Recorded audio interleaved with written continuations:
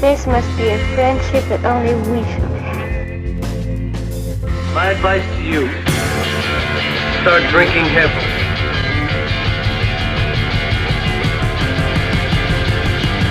Well, hello, Mr. Fenton. Why, oh, why didn't I get to sleep? A big problem. 10, 9, 8, 7, 6, 5, 4, 3, 2, 1, 0. Welcome to the 627th Monday Night Comedy Show. Give it up for your host, Andrew Danger Brynildson. Thank you. Thank you, everybody. Welcome to the Monday Night Comedy Show. This is the 627th one of these. And sadly, it is our last night in the large space here at Nanotako Studios. This is our swan song in the Cabaret room. We have to go to the smaller studio down the hall, where we've already done a show, so it's not really a big deal. But a collective awe would be good. Right now, 1, 2, 3, go. Don't cry. It'll be fine. Drown your sorrows in cheap booze from Kirkland Farms. Is that what candy, Costco? yeah, sure. And candy also from Costco. And Pocky. I've never had it, but I hear it's little biscuits dipped in chocolate. Yeah, they're fantastic. Are they? The fact you haven't tried them surprises me. Diabetic. I'm not allowed to have fun anymore. What are you doing with this show then? This has stopped being fun wow, this is our 14th year now? Okay, anyway, I'll answer that offline. This is Whitey, the Monday Night Comedy Show Comedy Bear. Every comedy show in the Twin Cities has a bear, but we are the first ones to kill it every week. Yay!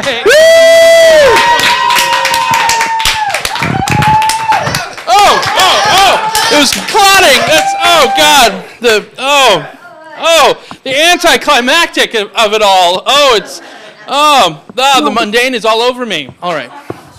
We put that there as a warning to other comedy show bears. This is the Monday Night Comedy Show, and tonight we're going to teach you that reading is not only fun, but it's a requirement here at the Monday Night Comedy Show. Here, reading page 46 of Full House's Stephanie, Picture Me Famous, our Monday Night Comedy Show book club book. Put your hands together, everyone, for Mr. Josh KANGAS.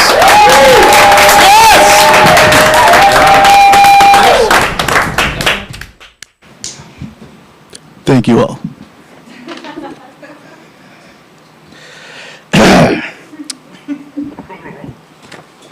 You won't blow it, Allie smiled. You're too funny.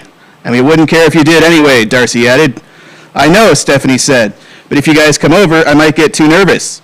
Call and tell us how it goes, Allie suggested. I was going to ask you both to hang out at my house tonight, so you can call us there until 9 o'clock. Okay, Stephanie said, pulling a paperback book from her bag. Listen, what do you think of this joke? Why do cows wear bells around their necks? Where did you get that book, Darcy asked. From the library. Stephanie flipped the book shut and showed them the cover. 1001 Jokes for All Occasions. It looks about 1 million years old, Darcy teased. Well, what's the punchline? Allie asked. In case their horns don't work, Stephanie replied. She looked up expectantly. Darcy and Allie looked dead serious. Maybe it's my delivery, Stephanie muttered. I think it's the joke, Allie suggested. You're much funnier than that, Stephanie. Much, Darcy agreed. Josh KANGAS!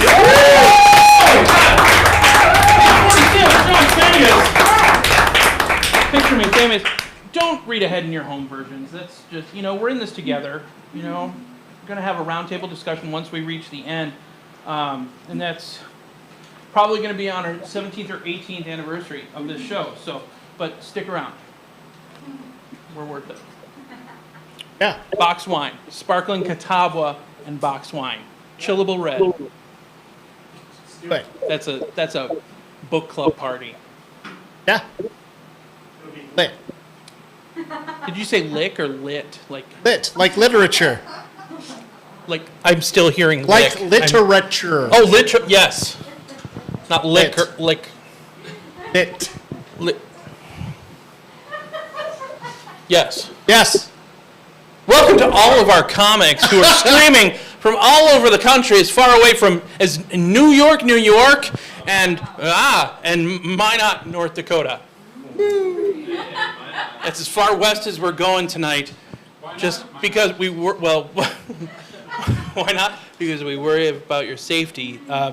Minot is a party town, much like Mankato, Minnesota, from what I hear. We have 4 comics who have never performed before at the Monday Night Comedy Show. It's only taken them 14 years to be here, and we're happy as hell to welcome them to our extended family. Now that they have performed here, they can ask us to help them move at some point, which is true.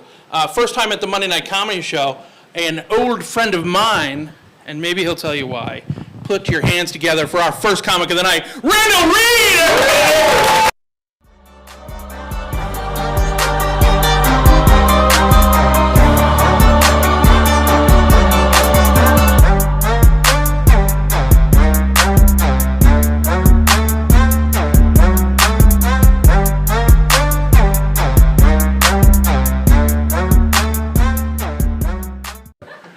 Yeah. Yes. Hi.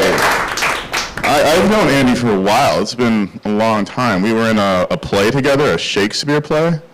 I had dreadlocks at that point, and somehow my wife still married me with the hair. It's absolutely amazing. Makes me feel old every time I see him, because it reminds me we used to be young. I liked it. You guys are confused. You're like, you look great. I was like, I'm black. This is what we get. This is the positive. I mean, there are other things, but this is, like, my grandmother started looking old at like 85. I actually don't even know how old she is. I'm confused. If you're not 85, Grandma, put whatever age you are. You know what? I'm gonna stop because she might be watching. I do have to see her again at some point. It's nuts. I'm people's parents. I have kids. Isn't that ridiculous? Does anyone else have kids? Does anyone else do this? Yeah. So you regret it just like me, right? Yeah. I have a 14-year-old son and a 6-year-old daughter, and both are assholes because it's age appropriate. Right? It's wonderful. My 14-year-old's a straight A student, and yet he can't figure out how to calculate the distance from the bottom of the driveway where the trash cans are put back to where they belong. It's amazing. He can do trigonometry, but he can't get the trash cans up more than 24 hours after I have put them out. He doesn't even have to deal with the weight of them. He brings empty cans is what I've left him, and he still can't, I don't know. I was like, it's Thursday, bro, like Tuesday. I'm sorry that you guys had to live through that, but apparently it was deep in my heart. Right? Yeah, it happens sometimes. He's a wonderful kid. He wasn't supposed to be here, which is fine. 14 and 6, the gap insinuates it. I don't know what you guys are. Some of you have children and just were like, yeah, one of them was a mistake. It was the first one, which makes everything he does amazing. It's very laughable. They like to mess with me before I come do shows because they've been seeing me do this for a while. The little one walked up to me and was like, Daddy, Mommy says you're going to tell your funny stories. And I looked at her and was like, I would prefer if you called them jokes, but that is correct. She's like, Daddy, I need you to go to Target and get me some blue cookies. And for those of you who need to know that those are Chips Ahoy for that joke to work, there you go. But first of all, I'm just gonna come clean with you guys. I am in fact going to get these cookies. I'm gonna get 2 packages. I'm gonna eat half of one. I'm gonna blame her brother on it, right? So she'll be pissed at him. But I can't just let her think I'm gonna run and go get cookies just because she demands it. I have to show I'm kind of in charge at least, right? So I was like, sweetheart, I am gonna go get the cookies, but they're gonna be everybody's cookies because a wise purple dinosaur once taught me that sharing means caring. And she looked at me and she said, Daddy, sharing means less. Yeah, she's a capitalist. I'm so excited. She's gonna be a bad, bad bitch. It's amazing. I wish that's where I just got to leave, but it's not how it happened. The teenager came up and was like, hey, did you eat the last ice cream drumstick? And I was like, yeah. He was like, ugh, I'm gonna have to eat an ice cream sandwich now. And I looked at him and I was like, hey, I want to let you know all the starving children in India are not crying for you right now, right? And so I walked off. He's like, Dad, are you going to record this tonight? I was like, why? He was like, I don't want you to put this on YouTube and suck, and then I have to explain that to my friends. And I wanted to kick him in his stomach, but you can't kick half-white kids like you used to. They can be president now, for real. You guys saw it, there was evidence. I don't know why you're getting like that. Some of you voted for that nigga. It's fine, it happened, let it go. Ridiculousness. And then he grabbed me and hugged me, and I was like, what are you doing? And he was like, I just want to let you know that it makes me really proud that you do comedy and you follow your dreams. And I was like, yeah, it was cool to have my legacy look me in the eyes and tell me to follow my dreams. But he's 14 and an asshole. And I was very suspicious of what was happening. As I tried to get toward the door, he was like, Dad, and I was like, what do you need? And he was like, keep that shit 100, dog. Represent.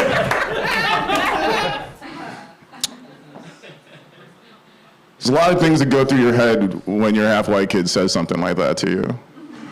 First of all, I was thinking that it was funny that he probably offended 50% of himself with the words that he himself said.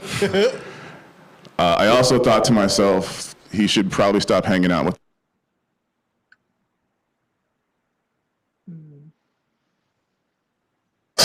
It's true. White kid can live vicariously through another minority. You guys got super judgy when I said I was living in Edina. I'm renting, calm the fuck down. Yeah. I grew up in Bloomington, Minnesota. That's the distance that I came to get here. I'm a lot of white people's only black friend. No, it's fine. I'm covering a lot of bases. I like a lot of you white people. You've taught me a lot of stuff. Like Metallica is good to know to get out of tickets. It confuses cops. Was that Negro listening to Metallica? I think so. And it looks like he's rocking out. Yeah, just leave him be. Just leave him be. That shit's dope, right? But sometimes I find myself in situations that I had never thought of before. Like once I had to get one of my white friends out of jail. You guys are looking at me like I'm not a Negro, and that's not weird. It was very distressful. It was. He called me at 3:45 in the morning. He was like, hey, are you sleeping right now? I was. So you're up. What do you need? I may have made some bad decisions. Okay. I need you to come pick me up. Where are you at? I'm in jail. I don't know if I'm coming to get you. Why not? I don't know if you know, but they shoot us in the streets. Going to where they're at doesn't seem like a safe strategy to me. He was like, bro, I need you. And I stopped, guys. And I listened for a second, right? Because this isn't just some random white person. This is someone I've known since I was in Cub Scouts. I went to Pittsburgh to stand with him in his marriage. I was taking shots with him when he signed his divorce papers. Like, I've invested a lot of time into this Caucasian. I can't just let him slide. Plus, on top of that, I told you guys, like, I've grown up around white people, so I know that if he's down to his black friend, he's in a lot of trouble, right? So I'm like, all right, fine, I'll come get you. You're like, hurry up. And I'm like, okay, fine. No, did not hurry up. No. Because if I had just run out my door, I probably would have grabbed whatever was on my floor, like a black hoodie and a black sweatshirt or a bear that's been ripped apart. I don't know. It would have been some bad decisions, right? And I think we all know what I was insinuating right there. So I grabbed some cargo pants and a white dress button-up shirt and my favorite sweater vest and what? Like, guys, we had this conversation earlier. I've grown up with you. I know you white people. There are no white people who are scared of black people in sweaters. It's true. There's nothing more endearing to a Caucasian than a well-spoken, polite, sweater-wearing Negro. You don't believe me? Don't believe me. Uncle Phil, huh? Yeah? You guys love Uncle Phil. He had a mean cardigan game.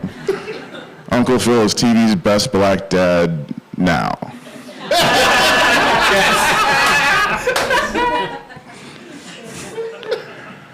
So I went to the police station. I paid the fine. I signed the paperwork. And I tried to look as not suspicious as a black person can look at 4:45 in the morning. And as I'm surveying the area, I lock eyes with the police officer, and I'm like, shit, he sees me. And the cop walks over to me, he looks me up and down, and he's like, you're very dressed up to be getting someone out of jail at 4:45 in the morning. And I looked at him and I said, sir, I'm a 9th grade English teacher. And when I get my friend out of this ridiculous situation, I'm going to have to go to school early and grade some tests and make sure none of my students ever end up in this situation. A tear rolls over the cop's eyes. And he puts his hand on my shoulder and he says, son, you're one of the good ones. What? I'm from Bloomington. I am in fact one of the good ones. But I don't think you guys really appreciate the painting I just pictured for you, right? I went to a police station to get my white friend out of jail, and we both left free and alive, and unfortunately that's a win, right? Also, before I leave, at least 7 of you are going to ask if I'm actually a 9th grade English teacher, and that's none of your business. But my favorite part about this is when I leave tonight, I'm going to text my friend that this happened to, and let him know how well this bit went. And he's going to promptly text me back, go fuck yourself. I'm Randall Reed. You guys have a wonderful night.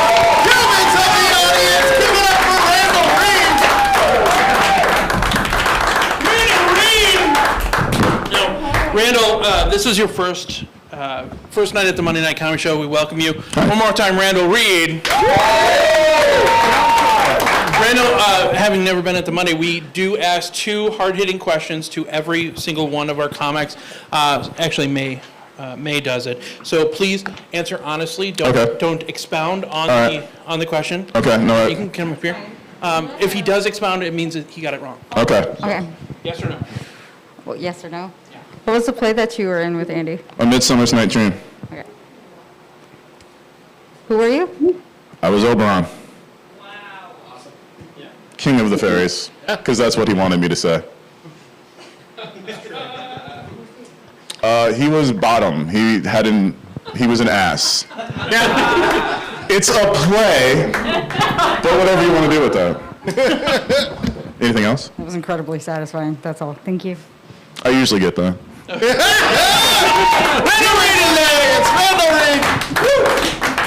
I'm sorry, I stepped on you. Kruger, say it. I did. We're cool. It's all right. You can keep going. No, just do it again. No. Humans in the audience, that was Randall Reed. Now, the best part about the Monday Night Comedy Show is because of stuff like that. Communication between myself and Kruger is razor sharp, laser focused, and friendly. Yeah, always. Super friendly about We're friends. Like, we can tell each other when we're screwing up all the time. Which never happens, thankfully. This well-oiled machine. Right. We also accept criticism. Oh, maybe you do. I do a lot. We made it tense. You made it tense. I made it tense. Yeah. I'm lighthearted because I can do this. And that kind of resets the audience. And it's just like, oh, he's playful. He uses prop comedy to get the works every time. Every single time. Every single percentage of every time that I try it. That's numbers. Yep, I'm going to stand over here in the shadows and piss Jeff off. If you guys don't know who Jeff is manning this complicated-looking machine over here, and then there's some sort of a box apparatus. I'm not sure how the technical. I leave it to Nanotako Studios, where we lay our scene. I leave all the technical stuff to them because if I touch something, I will break it. For example, that microphone doesn't work anymore. You know what does work? Our big screen that I'm not going to touch because coming from New York, play it. It's HELAINE WITT. Check out this intro video.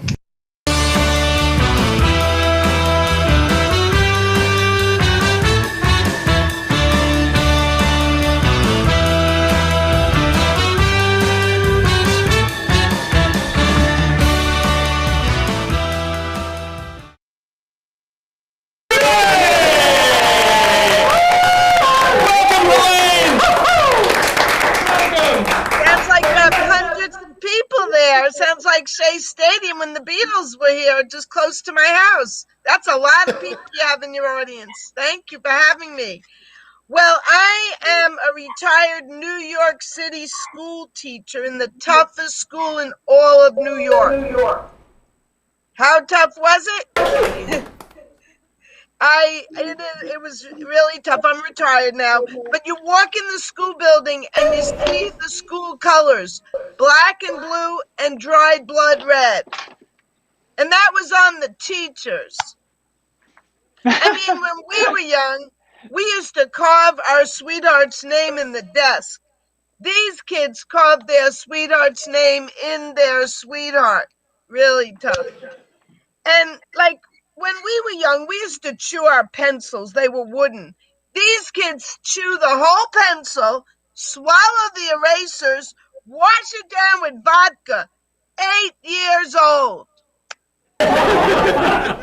Really tough. Wow, sounds like canned laughter. I love it. It's better than when everyone's on mute and they don't speak English and I'm like, am I Zooming here alone? But anyway, I'm really glad to be retired because like a couple of famous people went to my school, but let me explain. Like there was this guy, a little boy in 5th grade named Stephen Jefferson. He used to melt crayons on the radiator. Well, 20 years later, I had him there for career day because he was the biggest meth, amphetamine, crack cocaine dealer in the whole city. I didn't teach him that, Andrew. And then 2 NFL stars went to my school. A Fox 5 news reporter went to PS 140 where I taught. I know this is going live, and that's really the name of the school. It's a number. And also, the ATM bandit went to my school. That's what the New York Times calls him, the ATM bandit. I didn't teach him that. He was very good in math. I had nothing to do with me. But when he used to come to school, he was very grumpy. And one day he comes in, he's all excited and happy. I said, look at you. He said, yes, teacher, I brought in the word of the day and show and tell. Glock, Glock. Well, he didn't shoot me, and he spelled it right. So not only did I put him in 3rd grade, but I paid for his college education, and he majored in neuroscience and minored in basketball. But, the principal used to say, no matter what goes on in the classroom, make it into a teachable moment. So I'm breaking up a fight. I'm 5 feet tall, breaking up a fight. And this kid goes, he strangled me terrible. I said, teachable moment. You're using your adverbs incorrectly. He didn't strangle you terrible. He strangled you terribly. And when I was teaching measurement, my school never gave me supplies. I had to bring them all and pay for them with my own money. So when I'm teaching measurement, I went home, I brought in my bathroom scale, my Weight Watchers scale, and my cocaine scale. I'm only kidding. I wouldn't be on Andrew's show if I went to Weight Watchers. But there was a gang in the 2nd grade classroom next to mine. It's true, the girls had a gang. And the initiation was to take the milk containers off of my girls' lunch trays. True story. I named them the half pints. The leader of the gang, what happened to Shea Stadium? The leader of the gang was the Dairy Queen. When you get her on Facebook, she's talking about how her boyfriend, Mr. Softy, couldn't get it up. TMI, you were my student, please.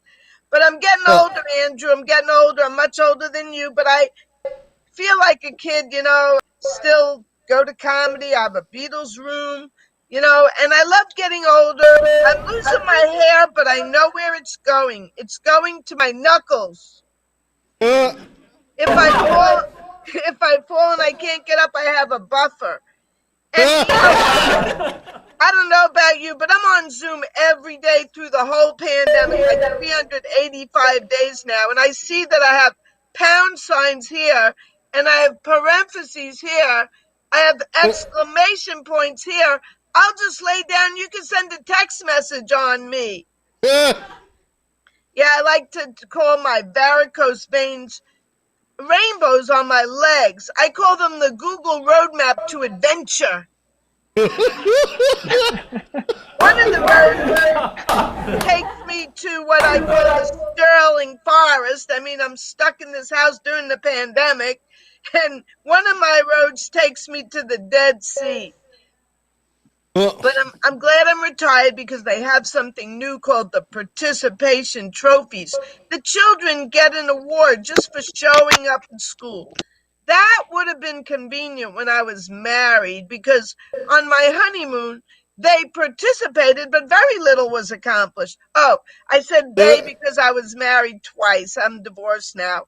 But you know, I met a guy from Brooklyn. You heard of Brooklyn? And he was from Sheepshead Bay. That's where Larry David's from, Elaine Boozler. It's a real place. And he was from Bragg Street. Well, let me tell you, he had very little to brag about. I'll tell you why. On his singles ad, it said he loves long hikes. But when we went to his apartment building, he'd be in the lobby, press the button, and go up one flight to his apartment. What kind of hiker is that? And then he writes in the singles ads, loves romantic sports and buggy rides.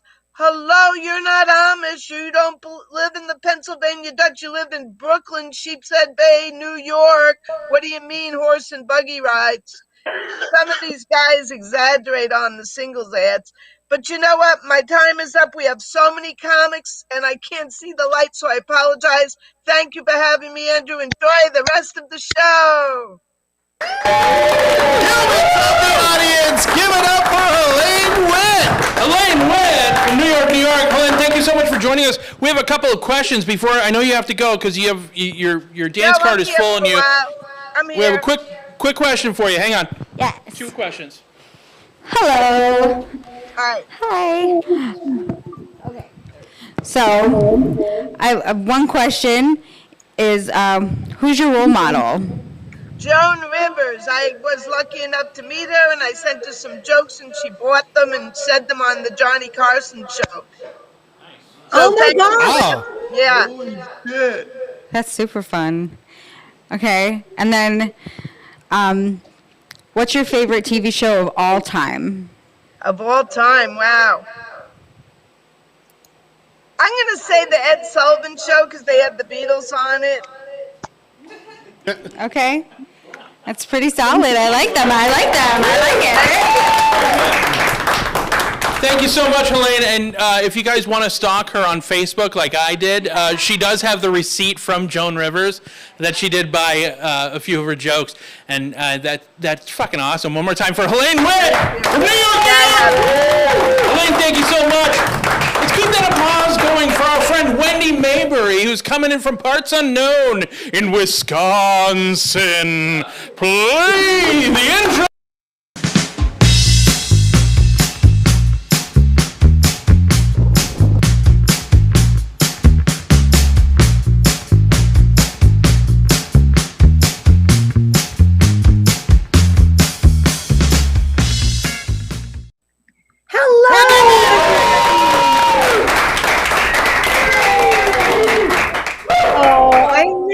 Sweet faces. Helena, oh my God, you sold jokes to Joan Rivers. I am just so excited to be on this show with you, Andy. You have kicked up the casting, man. That's amazing. I've sold jokes to no one. I'm so happy to be here because you guys are grown-ups. And last night I did a high school party. And that might be the last one I ever do in my whole life. I'm still waiting to get letters from the parents. And I cashed the check in the parking lot. I did a deposit in the parking lot. I'm like, that's the worst thing I've ever done. And here's the problem is I'm working on my second album and I want to do a whole section about going to a Midwestern swingers party. And I just couldn't do that in front of 17-year-olds. They still had hope in their eyes, you know, those kids. Anyway, that it's going to work out. So I was going to tell you guys, I got dumped again. So I'm on the market. St. May, call me. And I was been trying to keep this guy happy the last 6 months, but he told me that he wanted to start going to swingers parties and be polyamorous, which polyamory is something different than what he wanted to do. But anyway, they went to swingers parties. Have you guys ever been? I mean, you see them on film and TV and Pornhub, and they sound super exciting, right? So like fit, young people, like anonymous. You don't see their names. You sort of meet in the night, have like a awesome time. That's not what happens in Minnesota, man. When you go to a swingers party in Minnesota, it's like a naked church potluck. There's hot dishes everywhere. And that's not a euphemism for pretty ladies. It's literal tater tot dishes with zero spice and lots of cream. And so here's the problem. It's weird to eat hot dishes from churchy people that you imagine did it in a semi-clean kitchen. Have you ever had someone try and make sushi on the fly at a swingers party wearing no pants, without gloves, and they're not Asian? I didn't realize I needed that in a sushi chef. I need you to look a little Asian. I need you to wear pants. I need you to because I mean, eating sushi in Minnesota already seems questionable. We're landlocked, but sushi from a white guy without pants on, that's too many fingers. And then if you see a girl, I only talk to the girls, wearing like, oh my gosh, what a pretty lingerie you're wearing, like what a pretty corset. And you're like, that is a really pretty lingerie. Do you know what they say? Oh, cold stretch. I used the $10 off and got this real nice thing here. I don't want to know about your discount lingerie. I don't. And the other problem is everybody wants to get to know you. Like they want to tell you about the kids they left at home and their great Aunt Myrtle that's watching the kids since they've been married for 10 years and it's super boring. So now they're fucking. Oh, it's not good. And then here's the deal. If you have never been in the swingers realm, there's like a half swap and a full swap and a 3 Nelson and a gainer and all these twisty moves. You got to go online all the terms. Anyway, so we're there. And this guy decides this lady decides she wants to have sex with my boyfriend, but she'll only do it if I'll have sex with her husband. Now, here's the deal. At almost every swingers party, there's someone who's enthusiastically there, and then there's someone who's taking it for the team. I look like a rhesus monkey on the side of my boyfriend, like, ooh. So I look over at her Swamp Thing husband, who looks like every other mediocre middle-aged white husband, like, hi, nothing appealing. If I saw him in like the Target, I wouldn't even look up. He was just like, I married a hot wife, so I get to have sex with other women. I don't understand what they're doing. So it's a hotel takeover. If you ever wonder how really gross Motel 6s stay in business, this is how they do it. They buy it out to swingers parties, and they line the whole pool section with black garbage bags. If you ever go to a motel and there's black garbage bags around the pool section, swingers. Anyway, I know, whole new world. And so then this is the magical moment I thought I would be having as an adult female. I've read a lot of books. I got extra degrees thinking that some guy would be impressed to date a girl that was extra smart. Nope. Instead, I'm trying to jockey around a dirty pool at a Motel 6, hoping to latch onto my shitty boyfriend for another 6 months during a pandemic. Anyway, so feeling it. There's these hotel rooms. By the way, it's really funny. If you're watching the show virtually and you don't know me, most of the people in the audience do know me, and they're probably doing this right now. And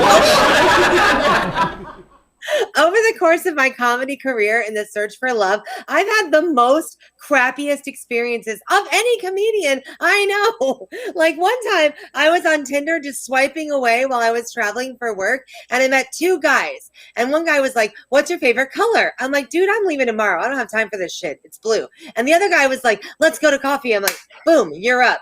In the Uber on the way to the coffee, he sends me a text going, nope, let's meet at my house instead. Anybody who's watched Dateline knows that this is a bad move. But my dad was the military, and I am an agreeable girl. I'm pretty much looking for a chalk outline to lay on, like, murder me here.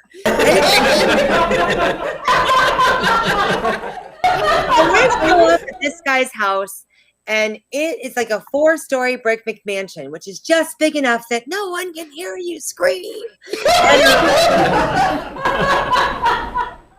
He asked me if I had STD results. Did I? Absolutely. Because the guy that I'd been dating back then had cheated on me. I had gone to the doctor, got the full panel of STDs. She said, baby, you're clear. Get back out there. So I was just following doctor's orders. That's what brought me there. I'm trying to be a compliant patient. So there we are. And I looked at my STD results and I go, do we really need STD results? We're never even kissed. He goes, oh, we're going to fuck. And I'm like, okay. And so I need to go to the bathroom. You know me in real life, I'm not like smooth at all. I'm the most nervous, weird girl you've ever met. I got to go to the bathroom and do something like this. I go to the bathroom. He goes, while you're in there, take a shower. What? Now, if somebody offers you a breath mint, I think maybe you need a breath mint. If somebody says to you, take a shower, I go, maybe I need a shower. So all of a sudden, I find myself naked in the shower going, I'm going to be the cleanest corpse they've ever found in practice. I poke my head out with the towel and I look over and he's lying on the bed with no sheets and no pillows. I was looking for the Dexter kill sheeting. Like, is this the second? What is happening? And so we get in bed together and it's good and it's not so great. And then it's better and then it's not so great. And I'm just doing some random stuff I learned by watching the internet. And so actually, I had an idea. My aunt had given me some romance novels. In fact, she'd given me 300 romance novels. They were $3.99 a piece. That's $1,200 that you could have spent on an actual human to do any of the things inside that romance novel. So I decided to touch myself. Not a crazy exploratory move, just a whoop, just a house powder, just a little brushing, right? All of a sudden he looks over and goes, did you just touch yourself? And I went, yeah. And he goes, you're going to have to wash, disinfect that hand. I'm like, what? And he goes, disease is carried in the moisture of females. I was like, what are we going to do that doesn't involve a little bit of my moisture? Anyway.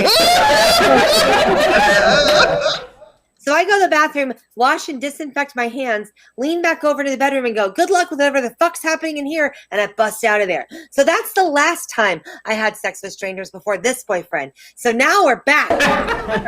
Remember that? Where we have a pretty nice girl and a husband. And so we go in the room and the lady pulls me to listen, my husband has a gluten allergy, and so I need you to take a shower with this special soap because your body is shedding gluten and it could kill him.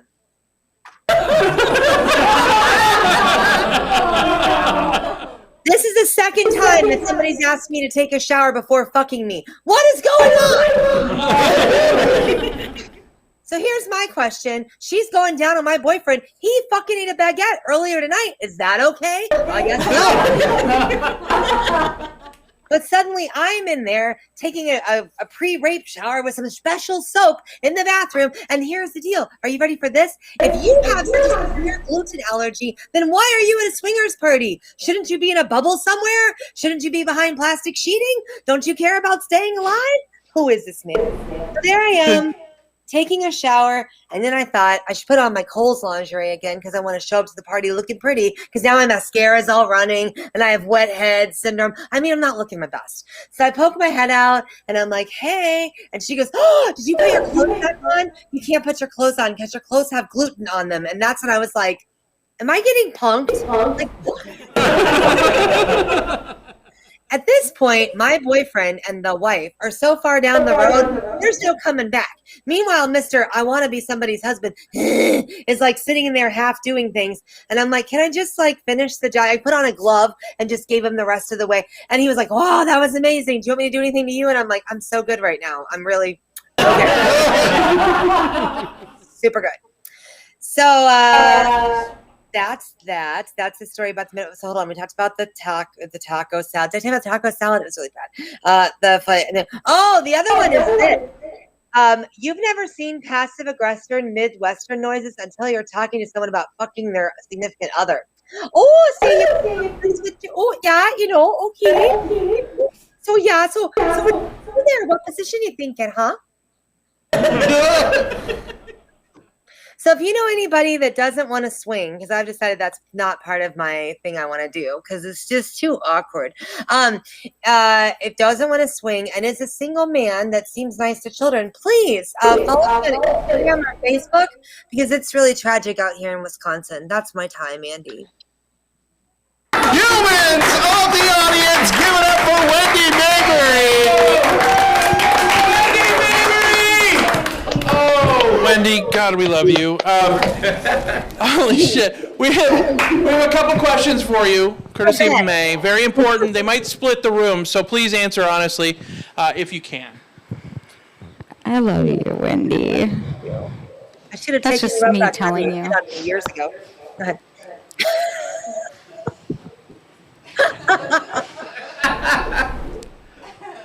Okay, so, oh, God. Okay, so what weird food combinations do you really enjoy? Pizza and rice. Nice, all right. And then, what's the best compliment you've ever received? You have my favorite kind of legs. Nice. Correct. That's really good. That's Wendy Maybury. That's Wendy Maybury. Parts unknown. Wendy, you have, here's another, you have excellent stemware. That's another, that should trump that one. That's better. You said you're working on your second album already. Your first album, She's Not From Around Here, is on Stand Up Records, and anywhere you can buy albums. You should definitely pick up a copy. I sure did when it came out. How many people right now, how many people have a copy of Wendy's album from her first album? A couple of you? Excellent. Excellent. See you. I don't know if she heard. Oh, I did hear We'll fix it in post. You didn't hear that, Wendy. There you go. No, she didn't. No, she didn't. Yes! Wendy Maybury! We are going to switch back into a live comic here to the end our first act. We do have a 15-minute intermission coming up after our final comic of the first act. You might remember him from reading page 46 of Picture Me Famous. Everybody start freaking out for your friend and my friend, Mr. Josh KANGAS.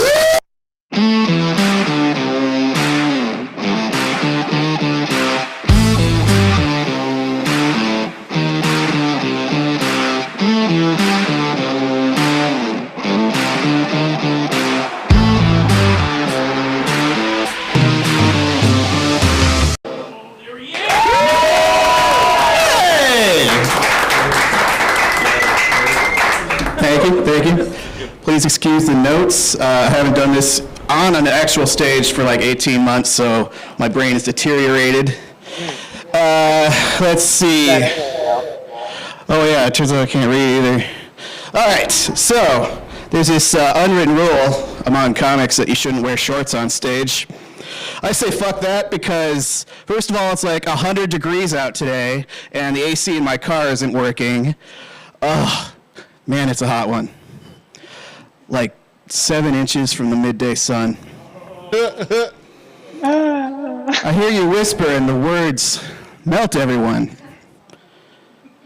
But you stay so cool. And if I accomplish nothing else tonight, if I got that song running through your head, it was worth it. But yeah, I mean, I'm also wearing shorts because I walk like 2 hours a day and my calves are pure sex. Gotta give a show for the ladies, you know? I'm sorry, that's way more confidence than I actually have. Let's see. Oh, here's something I haven't been able to say in a while. How's everyone doing? Sweet. Yeah, turns out I still don't care. Anyway, back to the important things about me. I'm turning 40 this year. Yeah. I think for guys, 40 is the year where you start to sit on the toilet and your balls actually touch the toilet water. Cool. Andy, can you confirm? No. Let's see. But anyway, yeah, if you like to suck balls, just keep that in mind. Let's see. So, enough positivity. Let's talk about depression. So like most comics, I have depression, but mine is called dysthymia. It's more of a persistent low-level depression. Let's see. So I've actually never thought about suicide. And, okay, I take that back. I've thought about suicide exactly once. Funny story. So one day I was carrying 2 full trash bags down the hall of my apartment building to take to the dumpster, right? And I just had this random thought, like, what would I do if both of these bags just simultaneously opened and spilled trash all over the floor? And I'm like, I'd probably kill myself. But whoa, that caught me off guard. I'm like, whoa, yeah. But you know what? I think I stand by it. I think if you're carrying 2 full trash bags full of garbage and they both open at the same time, spill all over the floor, it's a sign that the universe is just out to get you, and you should probably pack it in. Whoa. Let's see. So yeah, I have like a low-level persistent depression. Instead of being really sad all the time, it just kind of presents itself as a pissy mood. Like, just all sorts of shit annoys me. Like, let's see. Yeah, speaking of birthdays, I hate it when people ask to have people donate to a charity instead of getting them a gift for their birthday. Yeah, I got it. You're such a great person. Yeah, how can anyone possibly give you a gift when there's people suffering? You know what? It's really easy. It happens every day, happens every time I have a birthday. It's really easy. You just say, wow, thank you for this excellent gift that you got me, instead of someone who might really need it. And instead you thought of me, and that was really thoughtful, and I enjoy it. See? But yeah, anyway, I'm a good person 364 days a year. On my birthday, though, I want money, I want gifts, I want Facebook comments. I want it all. Oh yeah, speaking of charity, I hate it when companies say, if you donate to this charity, we'll match your donations up to like $100,000 or something. I'm like, you just said you're willing to donate $100,000, so just do it. What do you need me for? You're the ones with all the money. I don't really have a joke there. It's just, like I said, shit annoys me. So let's see. I ordered these meal kits the other day. And you know how they're supposed to come with all the ingredients you need? Well, these said that you need to also have butter, a cutting board, and measuring cups. And I'm like, who do they think I am, some sort of functioning adult? A real adult wouldn't need to order the ingredients for a meal through the mail. They just go to a store and get it. And measuring cups, really? Is this the body of someone who carefully measures his food? Let's see. You know what else annoys me? Racism. Yeah, I know it's more than annoying. It's, a cancer on society. But as a white person, the most racism can do to me, personally, is that it can annoy me. I think the thing that annoys me most is this concept that white people are somehow the master race. That's just stupid. Like, white people, like, we invented truck nuts? Or the same white people who, carry a dog in their purse, the same white people who listen to a band named Tame Impala. I have a million of these. I've been white for almost my whole life. The same white people who think vaccines cause cancer, or we go outdoors for 20 minutes and, well, we actually do get skin cancer if we go outdoors for 20 minutes. But, yeah. But the reason I know that white supremacy is real is because white people are so bored with things being easy, we intentionally make things harder for ourselves. Like, we actually think it's fun to go out in the woods and sleep in a tent with nothing but a fire for warmth. We do that for fun. And then someone will bring an acoustic guitar and play Wonderwall because it's the only song he knows. Yeah, I don't know why we do that, but, oh yeah, speaking of music, we all know we can get pretty much any song in recorded history with just a couple taps on our phone, right?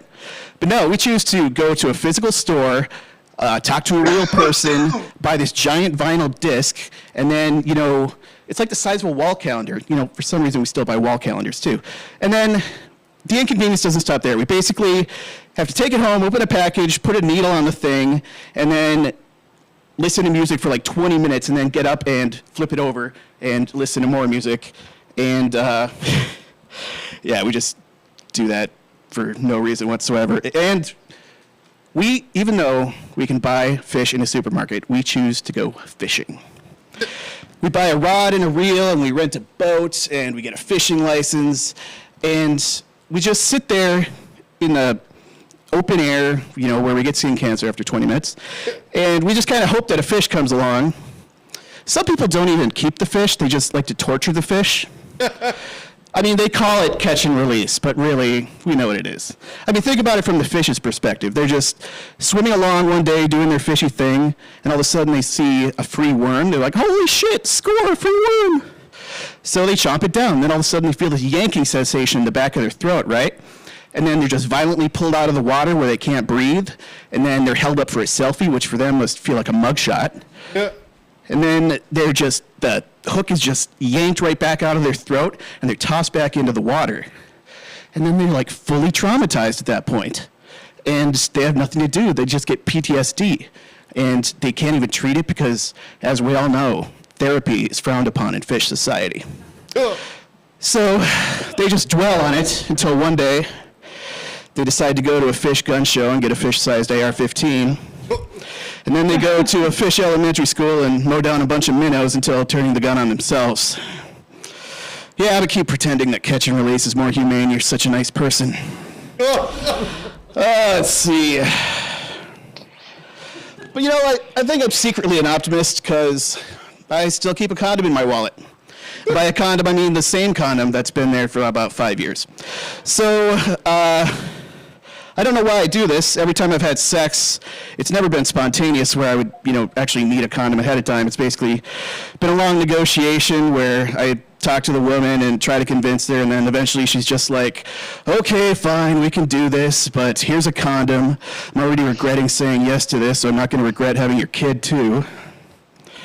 But yeah, I'm still on the dating sites. I use it to indulge my fetish, you know? And thankfully, my fetish is for constant crushing disappointment. So it works out pretty well. Anyway, I'm Josh Kangas. Have a good one. Humans of the audience, give it up for Josh Kangas. Josh Kangas. Josh Kangas. I have to give him this. Yes, I do. We would like to present you this suitable for framing certificate of reading completion of page 46 from earlier. I misplaced them, that's why I didn't give it to you earlier, but we have a couple of questions for you. Yes. Hi, Josh. Hello. It's good to see you in person. Yay. Thank you for coming to the show. How do mics work? I don't actually know. What's your favorite game? Like game or video game? Game. What do you do? What do you do for fun, Josh? Let's see, I've done about 50 jigsaw puzzles this year. 50? Yeah. That's incredible. I have a gigantic stack that I can't get rid of. Are you selling them, or are you just like being encroached on by jigsaw puzzles? I don't know how to get rid of them. Please, someone take them. They're your friends, Josh. Those are my questions. There you go. Humans of the audience, Josh Kangas. There was a follow-up. There is? Okay. Yeah. Sure. Can I ask questions? Kangas and May. We ask the hard-hitting questions to get to know the comics that come to perform at the Monday Night Comedy Show. And if you would like to perform at the Monday Night Comedy Show, all you have to do is send us a message and talk to our dear friend Elizabeth S., who's in charge of local bookings. Yeah, you can clap for Elizabeth. She's so far away. She's at this table. She's on table 1 right now. We're going to take a 15-minute intermission. So go to the bar if you're here in the studio. If you're watching at home, go to your own bar and load up on all sorts of drinks. The second act is just as fine as the first. Don't forget to tip us on and Cash App. Don't forget to, yes, tipping is accepted on Venmo, Venmo.com/Monday Night Comedy Show, or Cash App, $MNCS69. We'll see you in 15 minutes. Enjoy the videos.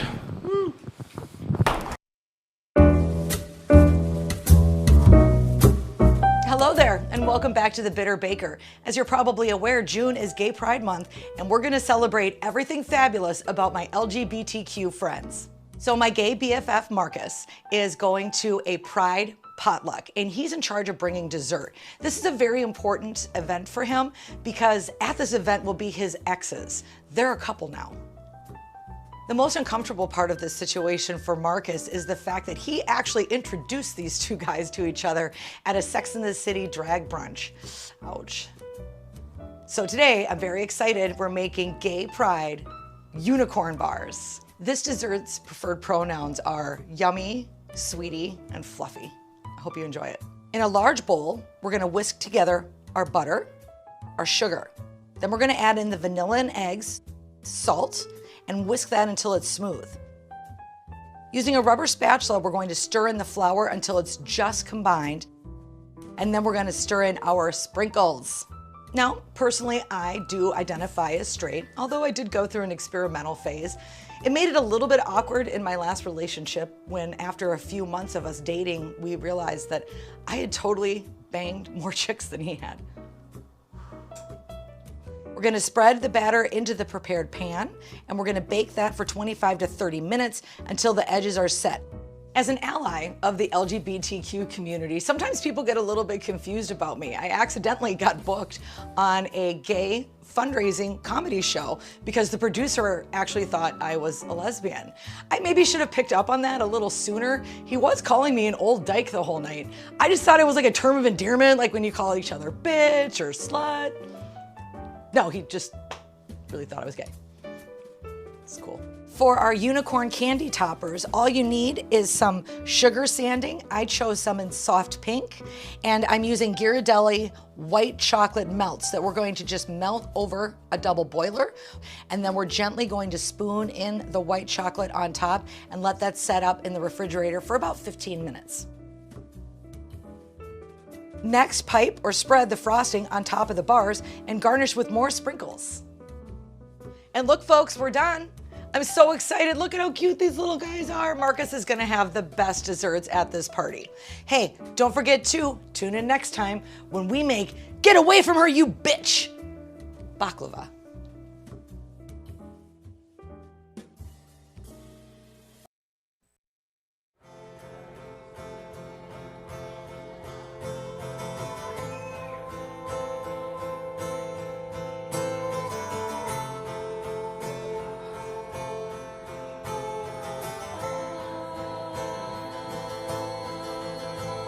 Sonia is a contortionist.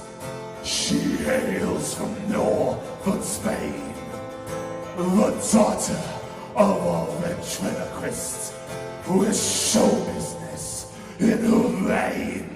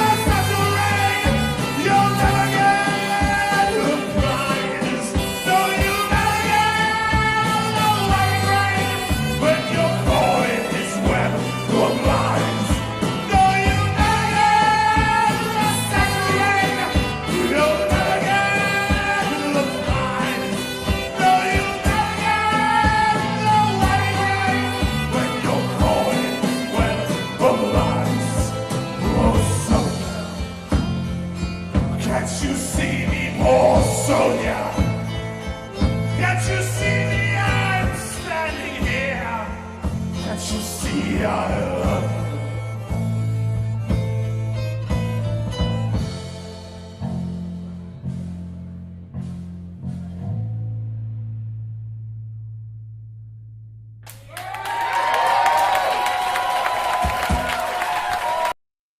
If we go any further, we're just gonna get stuck in a traffic jam. Maybe we should just turn around. This looks like a good place to pull over and figure it out. God, I can't believe this is happening. Thank you so much. It's fucking happening. What are we gonna do? I don't fucking trust this, man. I don't know. She could have fucking gotten bit. Wait a second. I just survived all of this, and you guys have to help me. She's How one do of I- us. How do I know? She's one of us. I don't fucking know that. I say we fucking kill her right now. I'm okay. I'm okay. I'm okay. What's going on? I think we should fucking kill her. Why? I don't I'm see with why. you. How do we I'm know? with you. How do we know? She's not fucking bit. I'm with you. What if she's not bit? So You don't know. You don't know. You don't know. What the fuck up! What are we supposed to do? Wait till she bites us? Let's get somewhere safe and we'll figure it out later. I think it's bullshit. Just kill me. I might have been Don't bad. use her till she's... You're all gonna die. We Are should you probably gonna kill her shoot me? right now. Are you gonna shoot me? I don't think you're gonna shoot me. This is fucking bullshit. What do we do? Hey, I'm okay. I got away. None of them got me. Fine. We'll fucking wait. I'm covering my Hey, face. you know what? No, No. shut up. You know what? No. Shut up. No, you guys shut up. You just wait. You know what? I'll fucking watch you. And if you show any fucking signs,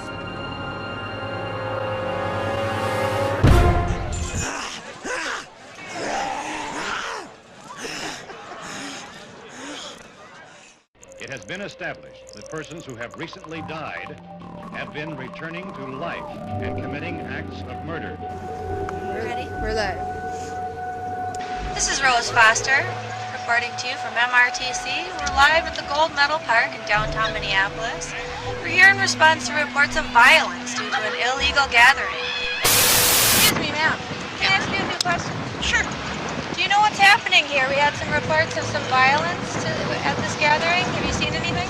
Yeah, well, what you got here is your classic Class 2 zombie outbreak. This is a horde of undead. Excuse me, did you say zombies? Zombies, yeah, undead. I see. And,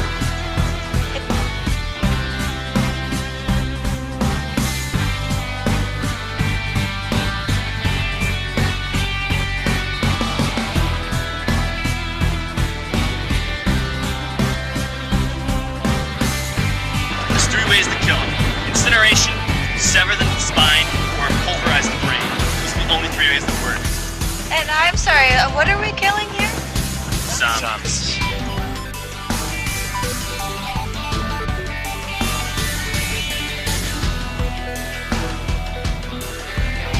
Get the van! Get the van! Get the van! Get the van! Shut up! Quit! Lock the door!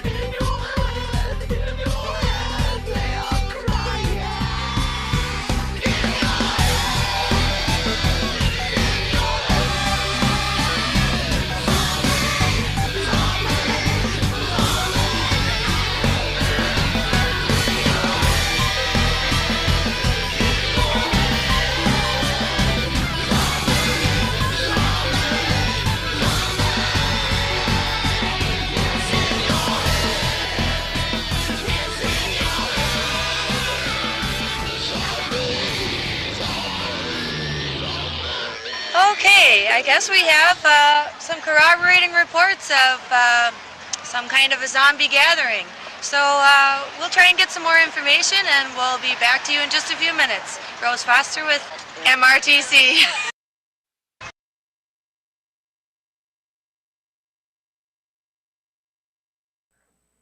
This needs to stop. We are sorry we are killing you also. We're sorry we're killing you. Welcome back from intermission. That intermission was good. I had a good time. Yeah. We got it. Yeah. No, we switched mics. We're just doing one mic because we're all vaccinated here. We're all friends here. We are sorry we are killing you also. I don't know what that means.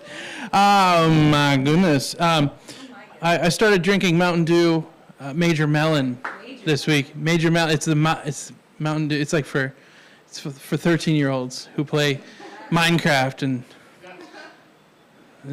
What's the Vikings with the Skyrim?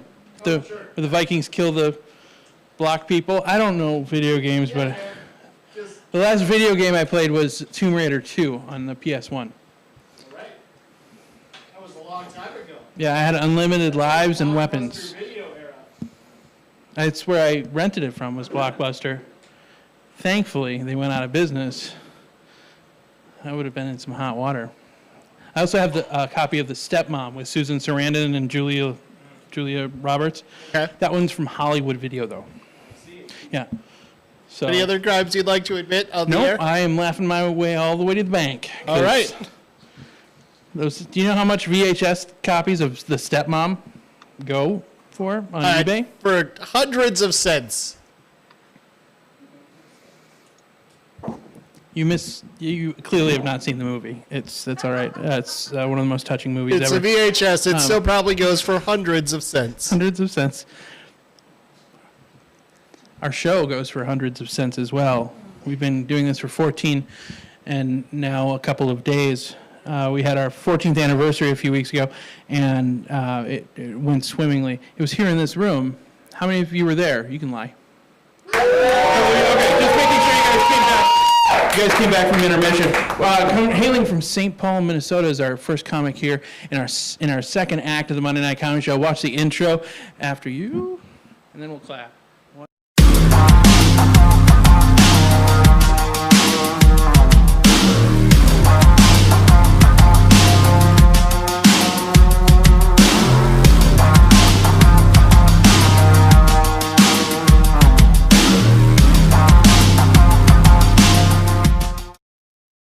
That was scary. Adam SWARD!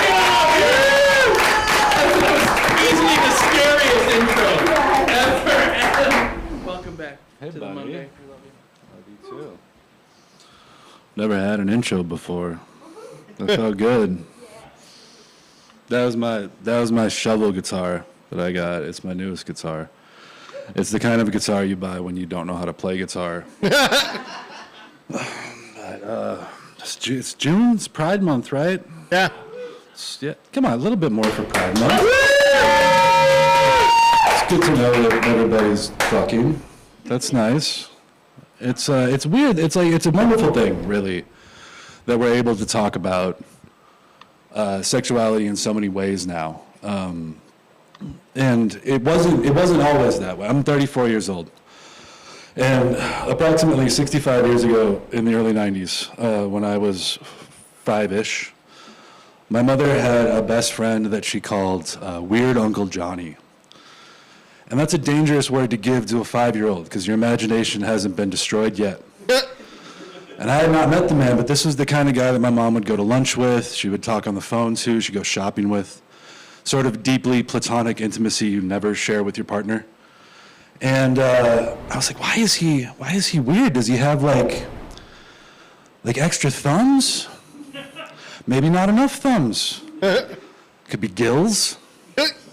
Maybe he's not even a person. Maybe he's like a sentient refrigerator. That'd be weird. Useful. Sneak up to him in the middle of the night. Uncle Johnny, are there any snacks inside of you? Yeah, there's pudding cups behind the aggressively decaying tuna casserole. Go ahead, take 2. Don't tell your mother I told you. Oh, I love you, Uncle Johnny. I give him a big fridgy hug. It'd be wonderful.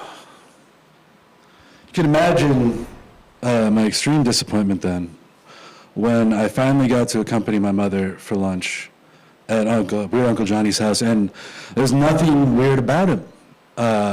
He's just a normal guy. He's an older white man, kind of balding, lived alone. He did have the largest collection of Wonder Woman memorabilia I've ever seen in my life to this day. And at the time, I thought that was kind of weird because I was like, but Batman. I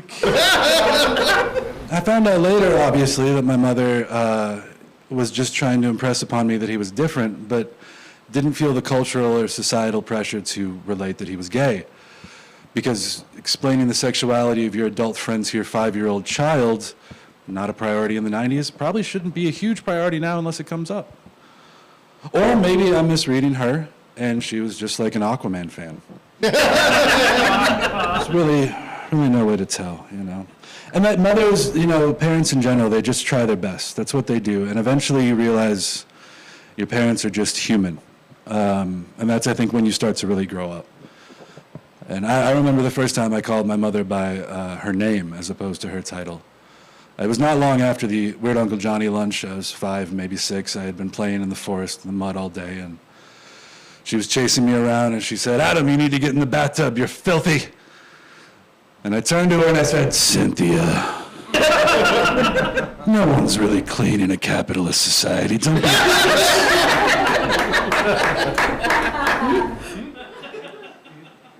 Because they try. Everybody's been trying. It's been a horrible fucking year and a half. It's been a shitstorm of consistently stubbing your toe on a poisonous frog or something. And so people turn to strange things. I myself, I tried out palm reading. And the results were consistent, if not very helpful. Every time I went to get a palm reading, the response was mainly, "Sir, please take your hand out of my face. This is a Home Depot." Which was true. So very accurate, not very helpful. It's got people turning to things like astrology and astronomy to figure out why they're such miserable assholes whose lives are horrible. And, like comets, people freak the fuck out over comets. They start cults, they build religions, they predict the end of the world. Every time I attempt to light myself on fire and jump off of a building, suddenly I need help. Seems a little disingenuous. It's a horrible sentence anyway, when somebody needs help. Everybody needs help. I've never met somebody that didn't need help. Everyone needs help. Okay, so once I had a roommate. I walked into the kitchen at about 2 a.m., get a glass of water, snack or something, and I found him furiously masturbating himself with a cantaloupe he had warmed up in the microwave. And he had on the scuba gear and the point shoes and everything, and you think, here's a guy that's got it worked out. He's doing it, but he doesn't need help.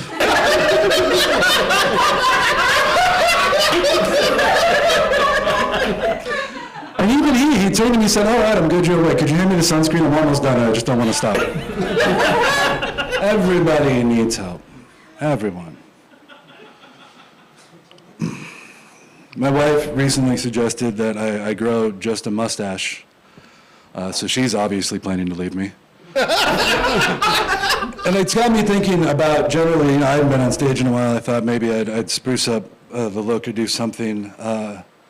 Vanity is it's a losing battle as you age. Like if you're old enough to honestly pine for Pauly Shore to make a comeback, it's over.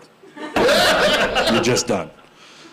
It doesn't matter, because it has to do a lot with the raw materials you have to work with. Like I have many accoutrements. I have facial hair, piercings, tattoos, glasses, dripped up, flecked the fuck, whatever the kids say. I'm very accessorized. But when your raw canvas is sort of like a pork-colored potato stuck on some chopsticks, it's only ever going to be so appealing. And if you don't come to terms with the fleeting nature of physical attraction, it likely becomes the defining characteristic of your personality as you age. Because when you're young, it's different. You know, young people, they walk around, they're just seething, sweating, lust and hormones. They see each other and they go, oh, you've got parts. I have parts. We should lie about our intentions and touch our parts. We'll put it on TikTok. It'll be great. Come on. And then you go and do that because you're young.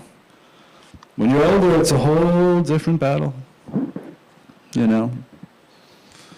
You get to realize that, I mean, sex in and of itself is highly overrated. What is it, really, in your 30s, but sort of two waterlogged memory foam pillows desperately trying to Lego their genitals together in the dark, guided solely by shame.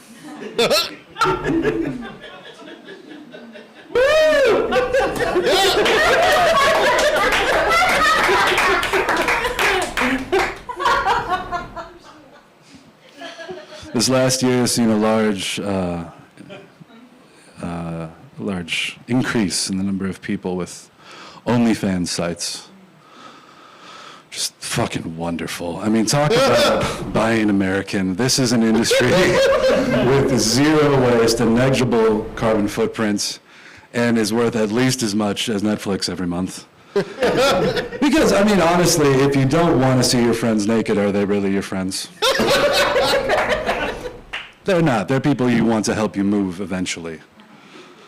And a friend of mine was bemoaning the fact that his ex had started an OnlyFans, which I thought was odd because I was like, well, it's not like it's anything you haven't seen before. I was like, well, it's not that, man. It's that, like, now anybody with $10 can see hundreds of naked photos of my ex. I was like, yeah. He's like, well, I didn't see her naked until the 4th date. It's like, so is your complaint economic? Like, you bought before the sale and now you're fucking salty?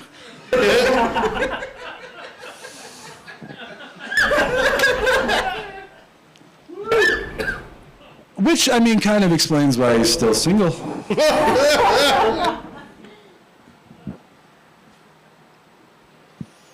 I was recently informed that there is a distinct difference between serving someone food and throwing food at them. It was an honest mistake. I was not aware that the altruistic nature of the act was dependent on the velocity of the delivery. But it got me thinking about my grandma, because she was a phenomenal cook. Every family gathering, she really brought it, and she was such a proper person, man. She's in the way she spoke. She would never tell anybody to shut up. She would tell them to shut their pie hole, which always felt like a very ambiguous term to me, because any hole can be your pie hole. The only limitations are the availability of pie and courage. Which brings up another point. How many times do you have to put things in a hole before it becomes named after the thing you've put in it? I shoved a G.I. Joe up my ass when I was 7. So now my Joe hole? I ran that joke past my buddy and he said, dude, aren't you worried people might think you're gay? I said, why? He's like, well, G.I. Joe's a dude. Maybe you should say Barbie. So, I don't have a lot of friends. Thank you very much. You guys have been wonderful. Humans of the audience, give it up for Adam SWARD. Adam, we have questions. Adam. The t-shirt phrase that pays is Lego your genitals together for tonight. Followed by Guided by Shame, which is the best band name ever. Questions. Okay, questions. What's your favorite thing to do alone? Cry? Yeah. What's your favorite song right now? Right now, Montero by Lil Nas X. Yeah. Yeah.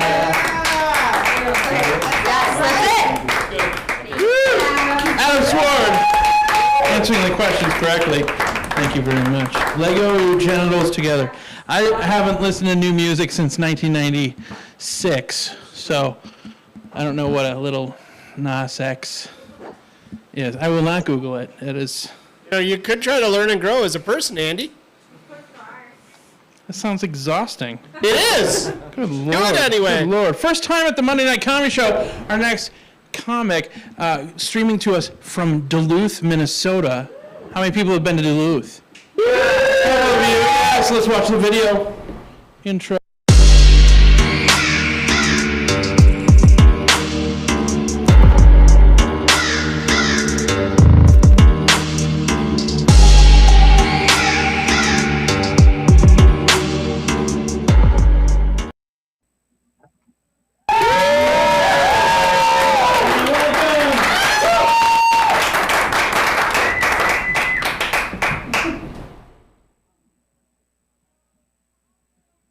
Hold on. We can't hear you.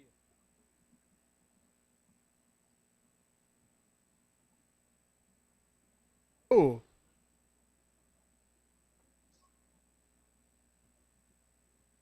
How strong's your mime game? Just.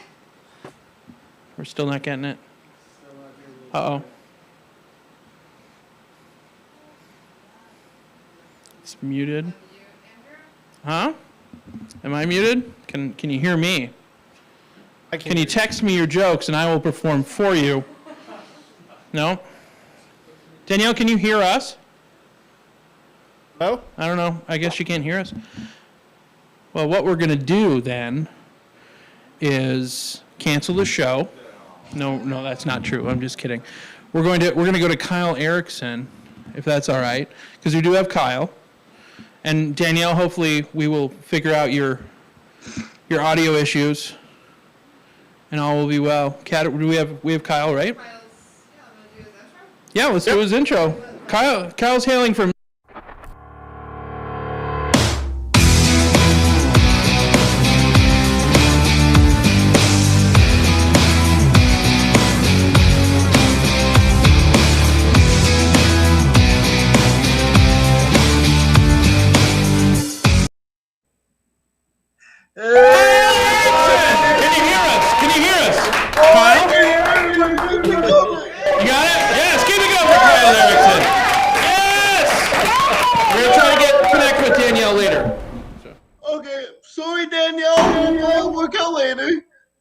Okay, so my name is ERICKSON. I am a comic from North Dakota. No, my mic is working fine. I am in a wheelchair. I have cerebral, which means my legs don't work, and I'm backed up like this. So, like when I'm out there, when I go to bars, I have to keep an eye on my left hand because it has a mind of its own, and sometimes it likes to cop a feel, and I don't want to get me too'd. Okay, so first things first, I'm not gonna do a Timmy impression from South Park. That's the first place everyone goes with me, and I hate it.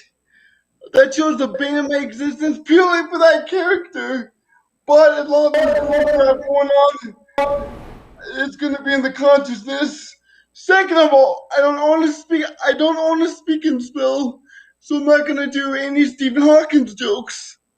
Third of all, I have this luscious mane of hair, so I'm not gonna do any Professor X jokes. What I do have is really bad luck and a really good sense of humor about it. So I've started doing online dating. How many people online date?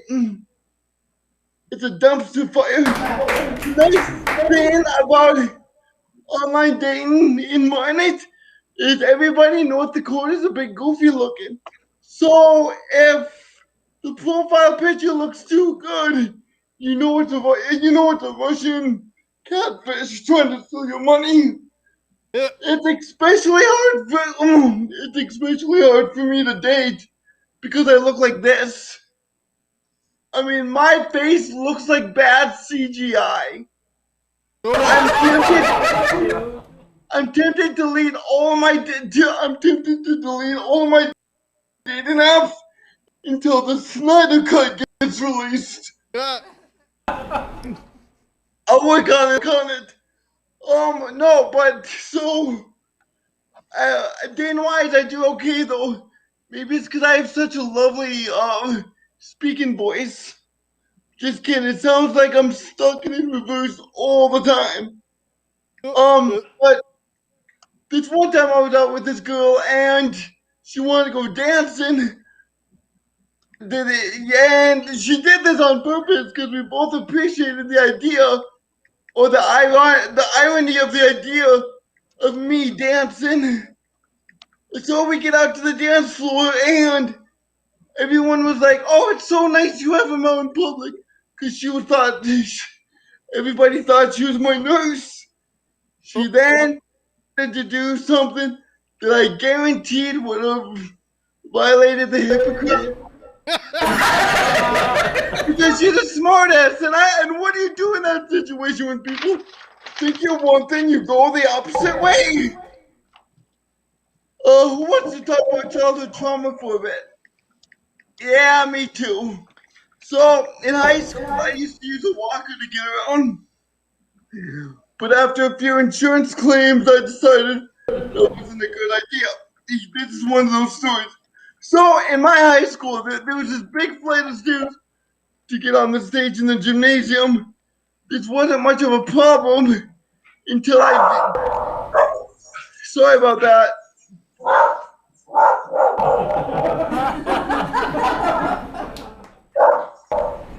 I didn't think I was doing that bad of a job, but apparently my dog is that. Anyway, so this big ass flight of stairs. Are we done? I'm just gonna talk through her. But anyway, this big ass flight of stairs, and since I lived in a Class B town, do you guys have Class A, Class B schools in Minnesota? No idea what you're talking about? I graduated with my class size in my high school was 12. So we were a small school. But anyway, instead of doing like some remodel project to actually put a ramp to go on the flight of stairs, they just left it, which wasn't a problem until I wanted to do take place in drama, which was a terrible idea. There's only two roles I can play that I can be in a play. I can either be a rock or I can be a voice off screen, the narrator. My director casted me as a police officer. Could you imagine if a town hired me on as a police guy?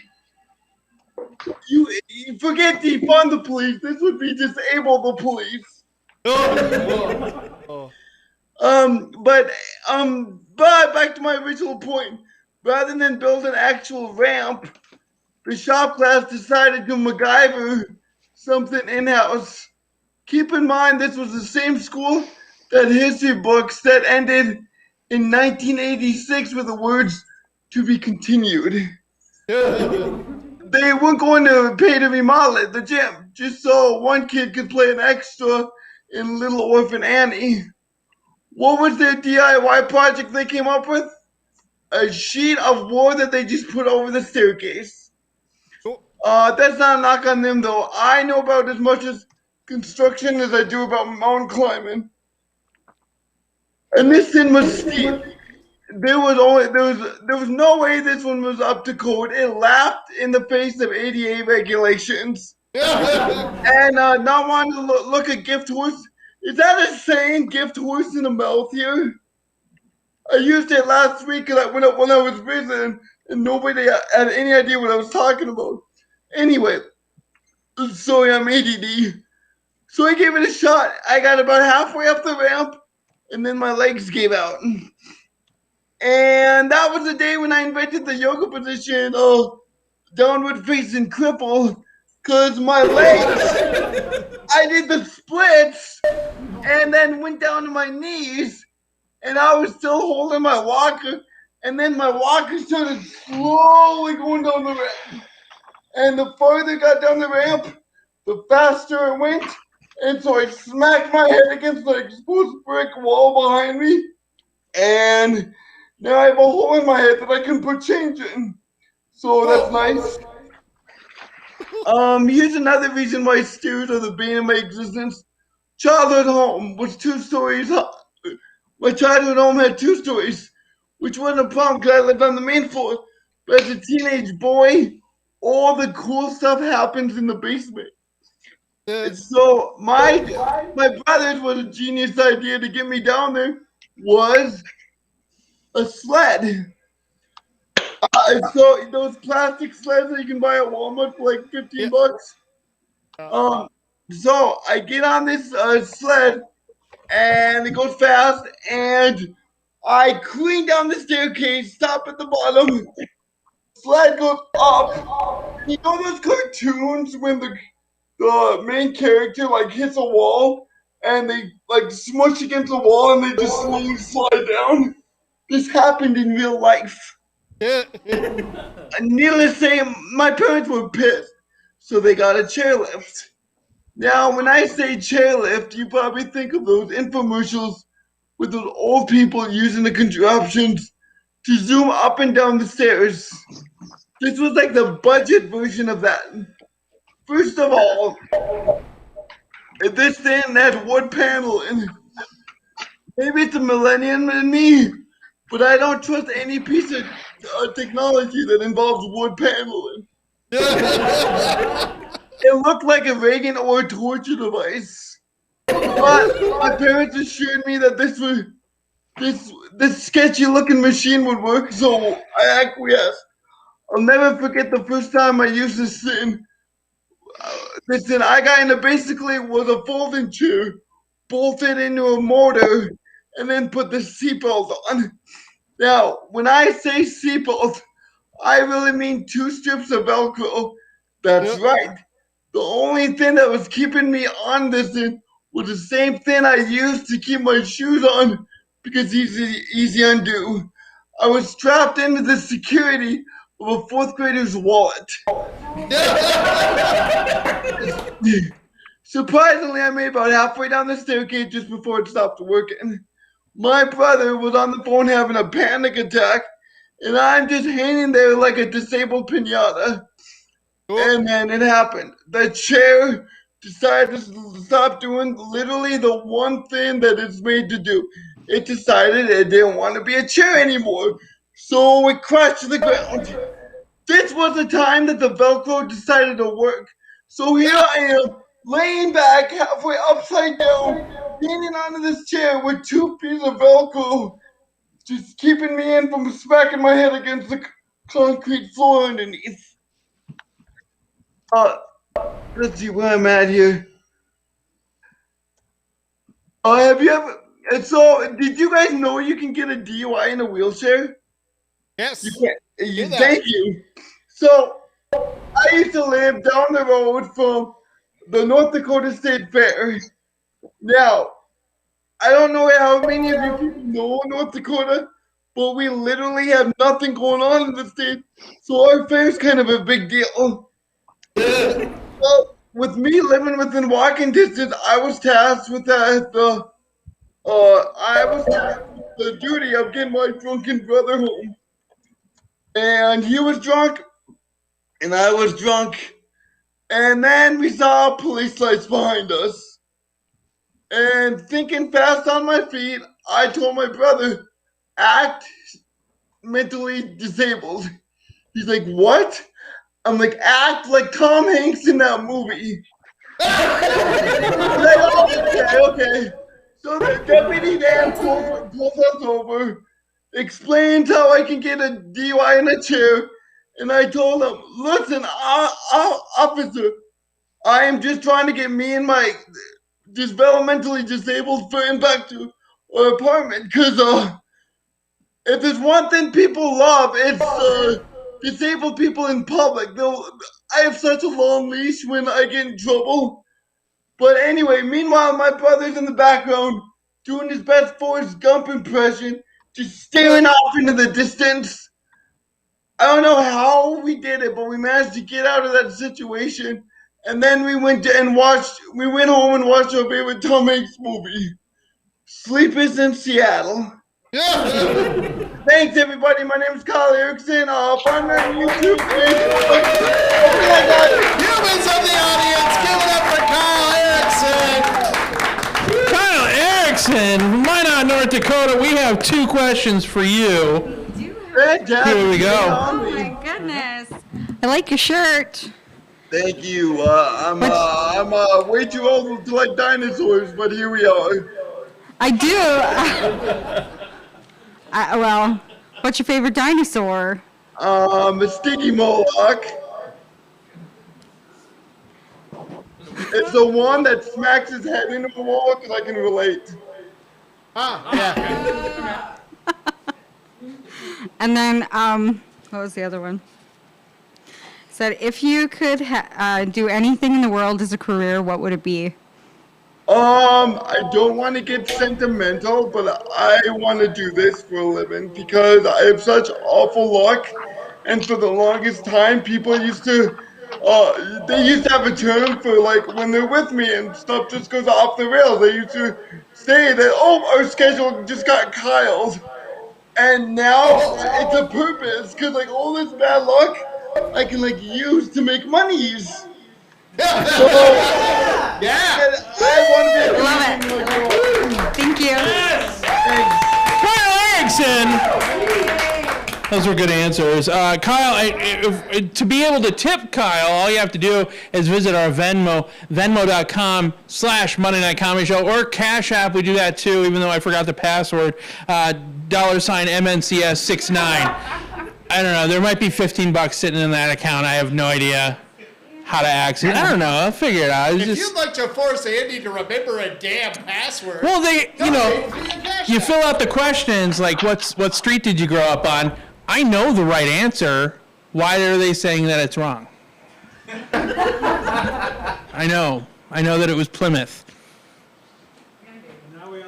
Now you all know. You don't want my identity, folks, at all. At all. Danielle, is your audio working? Testing. Hot damn, we can hear it! Let's hear it for Danielle THRALOW from Duluth, Minnesota, everybody! We got her back! It's fun to be here virtually. I love technology. It's like we're halfway to Star Trek. Huh? So I got an email from a hacker this morning. He said that he had taken over the webcam on my computer and that he'd been secretly recording me doing unusual things, if you know what I mean. Ha ha. That's what he wrote. Ha ha.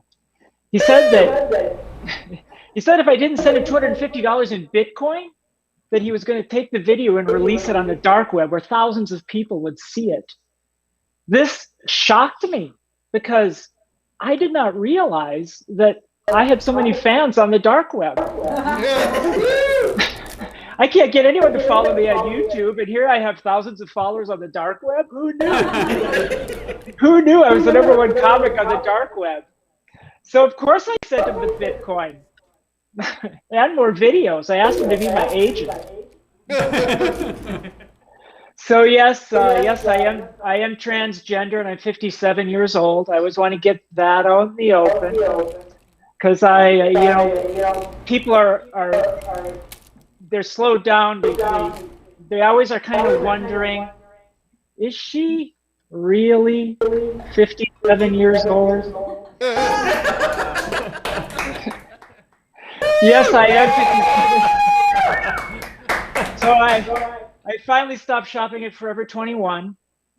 Now I'm shopping at damn near 60. Or as I like to call it, Chico's. But there is a new store at the Mall of America that I love called the Grand Canyon. I don't know if you guys have been in there. It's a lot like the Gap with Keeper. I kind of like the Grand Canyon because when people are taking selfies and they get too close to me, sometimes they fall and die. So 50 years, for 50 years I was socialized as male. It's kind of like being raised by wolves. I feel like I've been grunting my whole life and I'm starting to learn French. But I know that no matter how hard I try, there's always going to be some masculine traits I just can't shake, like expecting people to listen to me when I talk.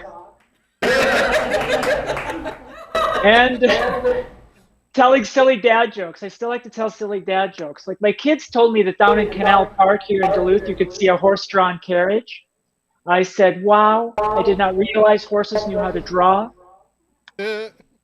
Oh, you moan, but you're going to want another one, just like all my Tinder dates.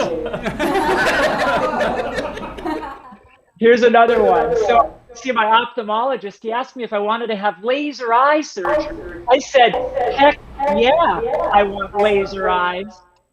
Something for my cats to play with.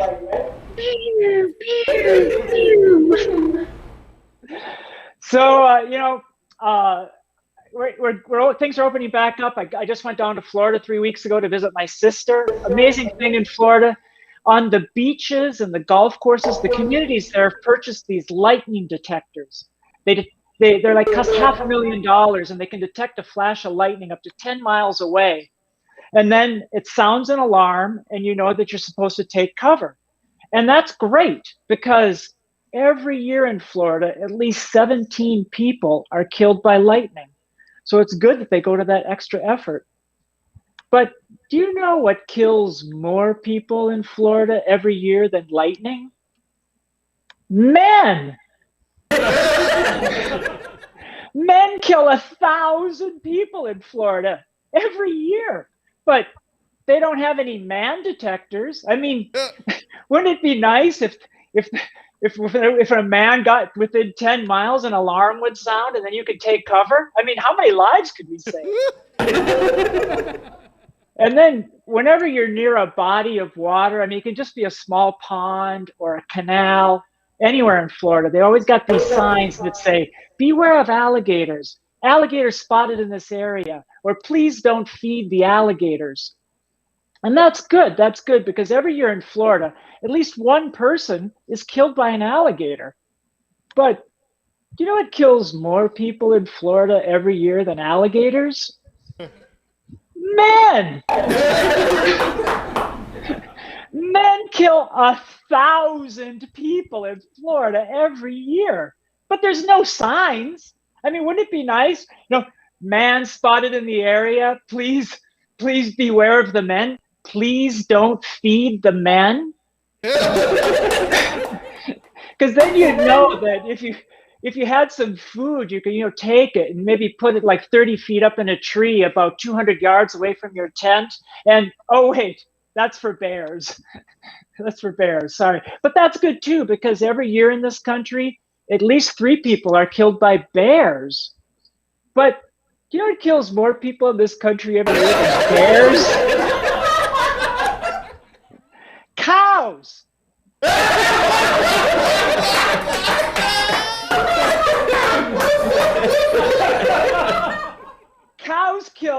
Cows kill 20 people in this country every year, but it's mostly farmers because they keep the cows in pens, which maybe we should do with men. That's a divisive joke. I know that's a divisive joke, and it's kind of, it's still a divisive time though here in Minnesota. I mean, here in the summer, I still see it everywhere. Those hats, the bumper stickers. My neighbor even has a flag in his yard, and it's the summertime, and he has a flag, and they all have that same irritating message. Go Packers. But that's Minnesota. I mean, that's what I love about Minnesota. We've got so much freedom here. Freedom of speech, freedom of religion. We have the freedom to love and marry who we want. And I even have the freedom to use the restroom at Target that makes me most comfortable. And I was in Target this afternoon and I had to go to the bathroom. It was amazing. I just sat there and sat there and sat there, waiting for the right child to come in.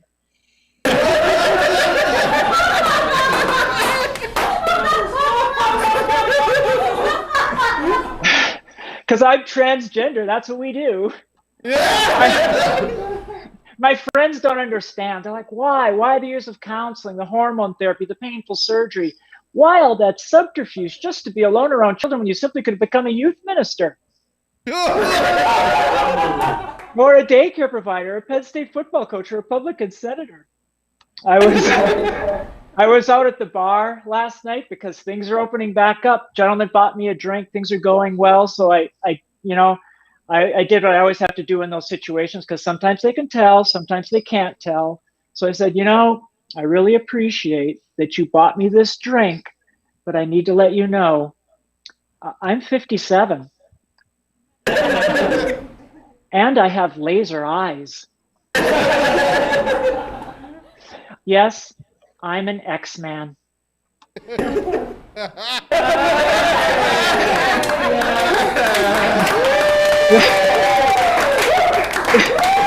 delayed joke. The delayed joke is my favorite joke. The delayed laugh. That's my favorite laugh. He knew what I meant, though, and he just put his head down. He started saying to himself, "Don't get an erection, don't get an erection, don't get an erection." But I could see it was too late. I told him I already had one. He said, no, it's okay that you're transgender. That doesn't bother me. What bothers me is you made a reference to Cyclops of the X-Men. Cyclops does not have laser eyes. Cyclops his eyes shoot beams of pure kinetic energy. His eyes are literally a portal to another universe. I said, well, I'm kind of like a portal to another gender.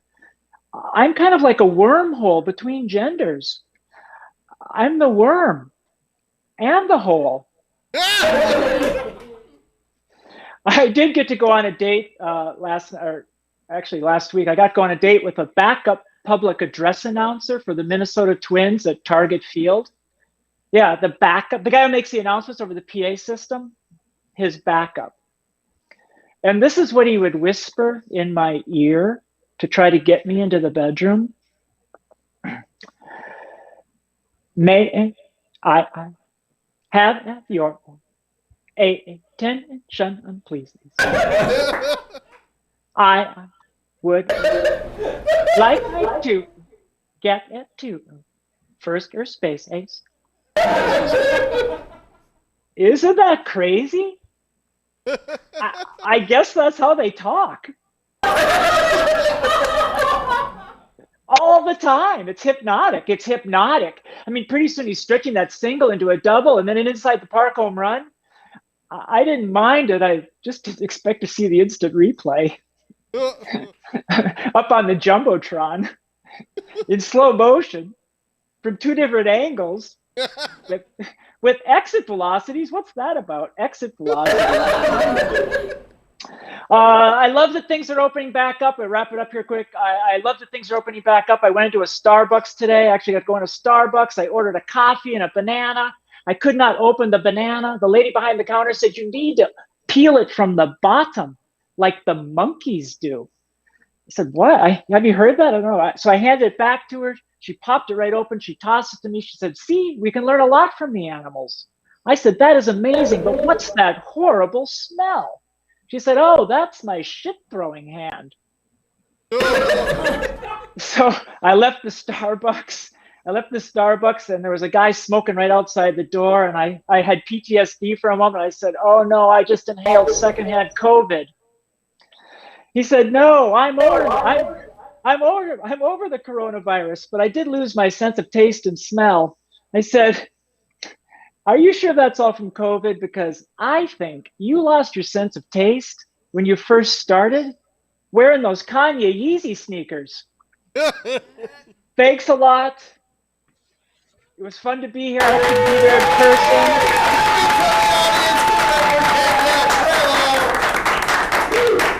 Danielle, THRALOW, thank you so much for joining us at the Monday Night Comedy Show. First time at the Monday. One more time for Danielle.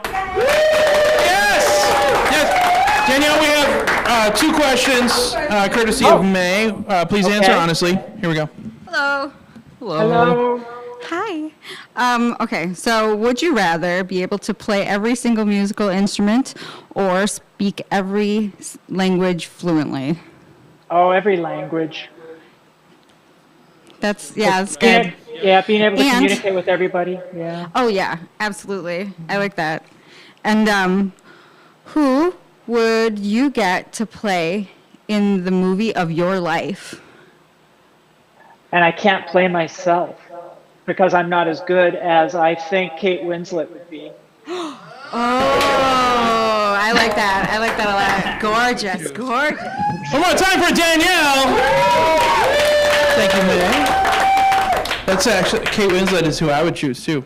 So that's, yeah, absolutely. Venmo.com/Monday Night Comedy Show for everybody watching. Even when we rebroadcast tonight's show on Facebook, or you can go to the Nanotako Studios YouTube channel, you can rewatch it every time you go to the bathroom. Every single time. The more views we get, the more, I don't know how YouTube works. I assume we get points. It's a point-based system. And for every 10 points, we get like 5 cents off a gallon of gas or something at Costco. I don't know how it works, but we do have a Costco membership. If you want to use it, just message us. Our final comic of the night, hailing from Minneapolis, Minnesota, as she gets up here. Put your hands together for the one, the only, Rebecca Wilson, everybody. Play that.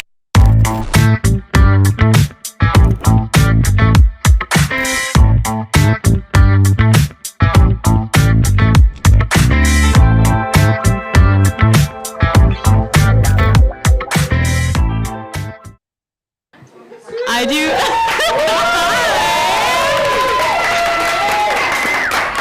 I do not inspire that much funk. But thank you.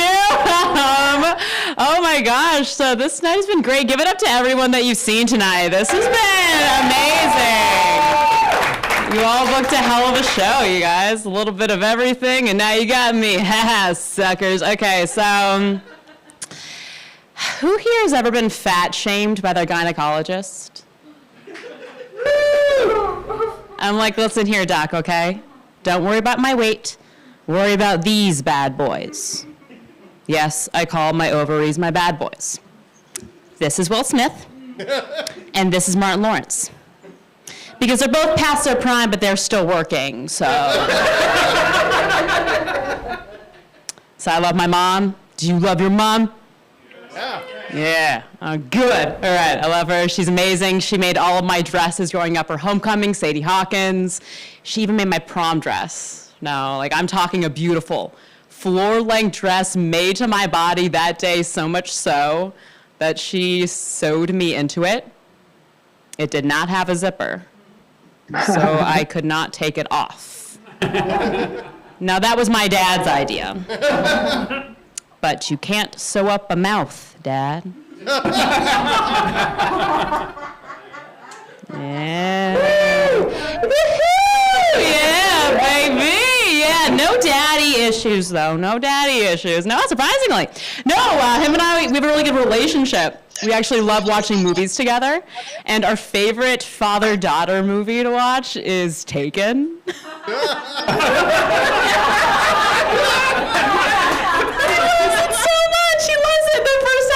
Together, he looks at me just so sincere and goes, Beck, if you were taken, I couldn't save you. And I'm like, yeah, I know. You have a particular set of skills, but they involve TurboTax and Excel spreadsheets. I get it. And my mom, she would like try to help, but she would try to pay the ransom in Kohl's cash or something. It's like, thanks, Mom. But no, I love to watch movies. We watch like a lot during the quarantine, and I revisited one of my favorites. Are we familiar with the classic Armageddon? Yes. Bruce Willis? Yes. Oh my gosh. Yeah, back when we thought an asteroid would be the end of our civilization. Yeah. Isn't that quaint? Yeah. But there's this scene where Liv Tyler and Ben Affleck are getting intimate outside on a field. And you know that Liv Tyler is Steven Tyler's daughter, the lead singer of Aerosmith. So when Liv Tyler's getting fingered in a field, her dad is singing the song. I don't want to close my eyes. You should. Pervy Papa. It's no good. Pervy Papa. There's other songs to have sex to, you guys. Like no sex playlist is complete without Genuine's Pony. Yeah, you're gonna bump and grind. I see a nod. Yeah, you're gonna do that all night long. You know the song's more than 30 seconds, right? Yeah, okay, cool. Cool. Just checking in. But no, if you listen to the bass line of the song, it just sounds like a guy going, It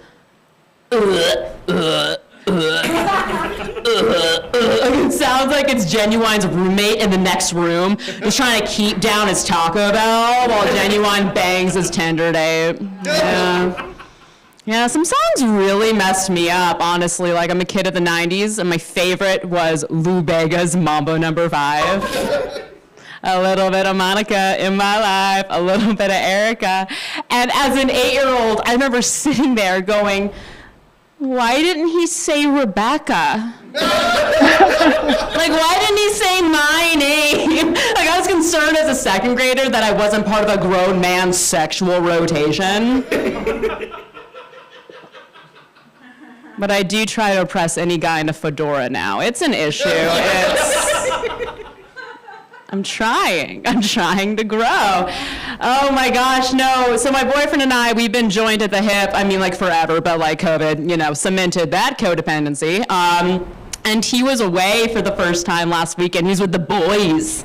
With the boys, right? Every boy got their hobby. His is disc golf. I still love him, but he was out with the boys. And I remember, like, I was cuddling him last night. I was like, oh, who's gonna cuddle you when you're gone? No one. But I just thought about this. I was like, there's just a bunch of boys without their partners. Just a bunch of loose spoons. Just loose spoons. Just hanging out, disking. And I did something when he was gone. And it felt really good. I cried. I did it. Not because I missed him, but because I could. You can't just cry with a man there. We share one bedroom. You can't just do it. It's a solo activity. Like, it's kind of like masturbation, that if your partner sees it, they want to join in, and it's like, no, this is just for me.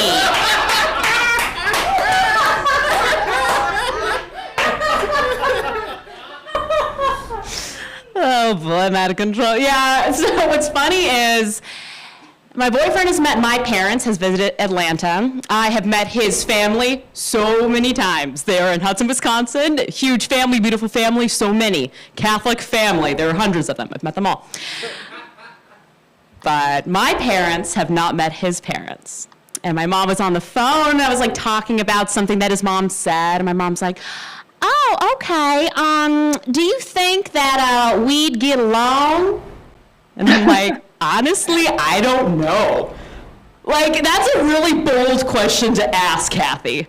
Like, you're both boomer women who take 2 bites of their salad and put it in a to-go box, but I think, like, that's, like, the most you have in common. Like, I don't know if these 2 women will get along. I have no idea. Like, I just, like, picture the meeting because you have my mom who's Southern, stay-at-home mom. And you have his mom, who's from Wisconsin. Oh, so sweet. But she was a lawyer. She was a working mom. Want to see them go head-to-head? I don't, but I do. Like, could you just, like, imagine, like, oh, so nice to meet you, Kathy. Oh, so nice to meet you. Oh, I see where Rebecca gets her face. That's good. That's good. Cool. My mom's like, oh, well, Andy's just darling. He makes my Rebecca smile. Yeah, no, he's nice. Whenever he's at the house, I cook for him. I cook a lot. I'm a really good cook. I can cook anything. Do you keep Maureen? And she would not. I don't even know. I don't know where it's going to go. My mom's going to watch this. She's not going to like this. Like, do you think this is detrimental? Oh, one other thing for my parents to watch, because, like, they watch this. Whenever they call on the phone, when I call them at night and they do not answer, I hope they're having sex. Like, I hope they are. Like, am I the only kid that, like, hope, like, their parents are, like, doing it? I think I'm the only one, just because you just hope that they like each other, right? Like, after all those years, my dad's like cool as hell, just so cool. My mom is like me, but like way worse, just super like intense. Like he came home from work one day, sits on the couch, and she goes, "Why are you sitting down?" Like that's like what we're working with Kathy. So if they still want to get at it, like more power to them. Like I can't even imagine. But I don't know. I was like born and raised in Atlanta. Has anyone ever been to Atlanta before? Yeah. Yeah, and I hope. 5 points. Little 5 points. Hell yeah, little 5 points. Yeah, but people ask me what to do. They're like, do I go to the World of Coca-Cola, CNN Center? And I'm like, no. You go to what Atlanta's most known for, which is the strip clubs. Okay? They have some of the best in the world. I'm talking the Blue Flame, the Cheetah, the Pink Pony. They all kind of sound like drinks an underage girl would buy at the bar. Like, legal lady here. I'll have the Pink Pony. Which sounds like it's muddled cotton candy with White Claw and sprinkles. Delicious. We're gonna live forever. Astrology is real. Yes. If you didn't laugh, you're a Cancer. Like. Grow up. And there is this famous stripper. Her name is Blondie. Now, Blondie kind of looks like Snooki from Jersey Shore, but's rocketed at 68 years old, you guys. Platinum blonde wig, aviator shades, and a string bikini. And there's not a lot of vanilla acts that happen at the Claremont. Blondie's claim to fame is getting a full can of beer, placing it in between her breasts, and crushing it. Yeah. Atlanta tore down a Civil War statue just to erect one of her for all the weird erections that she's made. That'll do it for me, guys. I'm Rebecca Wilson. The audience, give it up for Rebecca.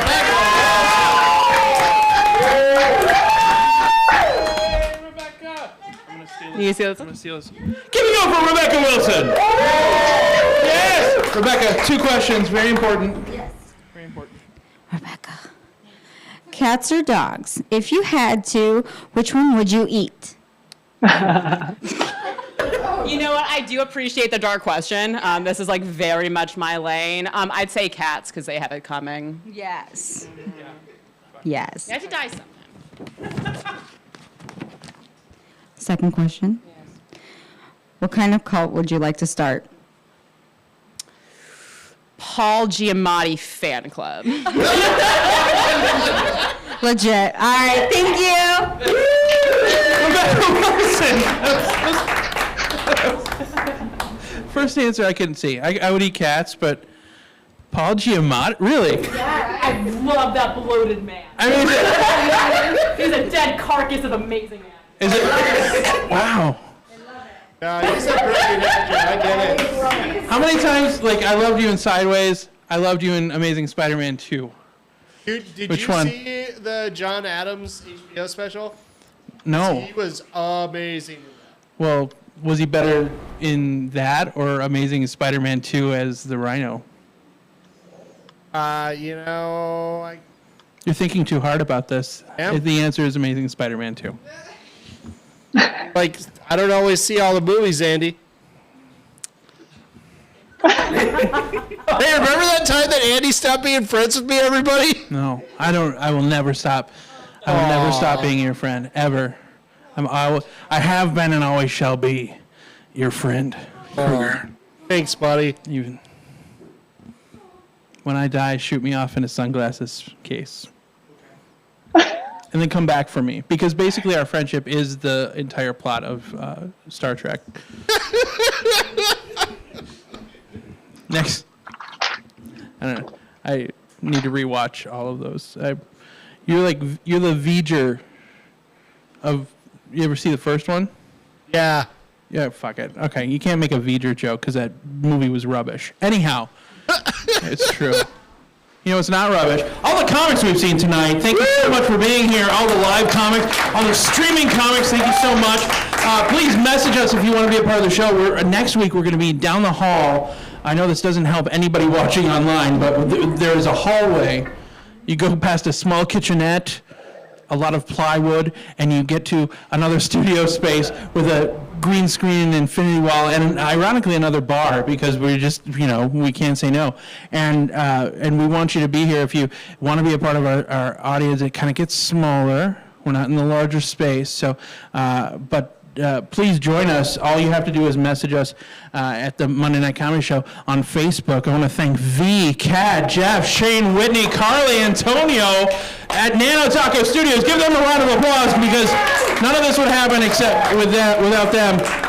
You visit Nanotako Studios on YouTube. Just subscribe to their channel, like them on Facebook, and you can do that for the Monday Night Comedy Show too. Why not? It'll be fun. And I want to thank everybody who's watching online, commenting. We love all of you. Please keep doing it. Spread the word about the little show that could. Next week's show is on June 14th. That's 1 week from tonight. It's our 628th show, 8 p.m. Central. We're going to see you then.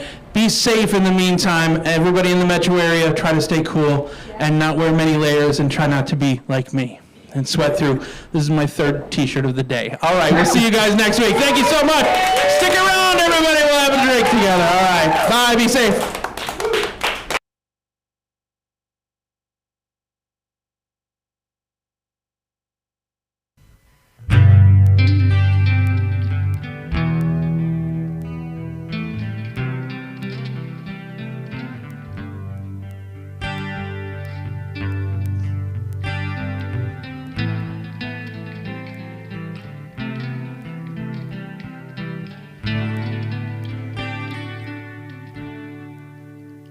Come gather round, people, wherever you roam, and admit that the waters around you have grown, and accept that soon you'll be drenched to the bone. If your time to you is worth saving, then you better start swimming, or you'll sink like a stone, for the times they are a-changing.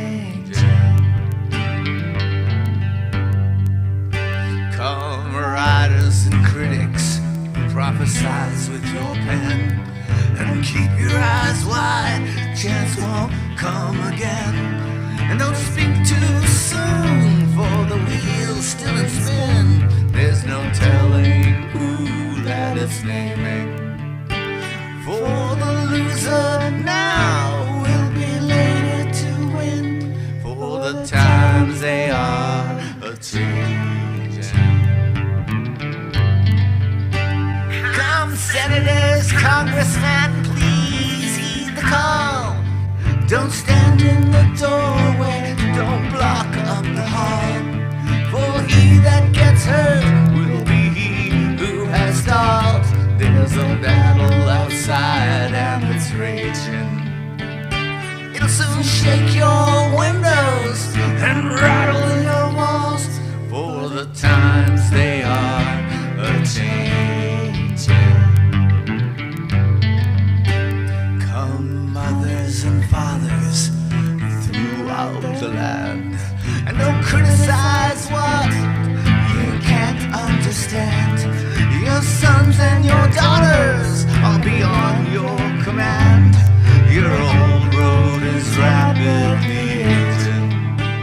Please get out of the new one if you can lend a hand, for the times they are a-changing.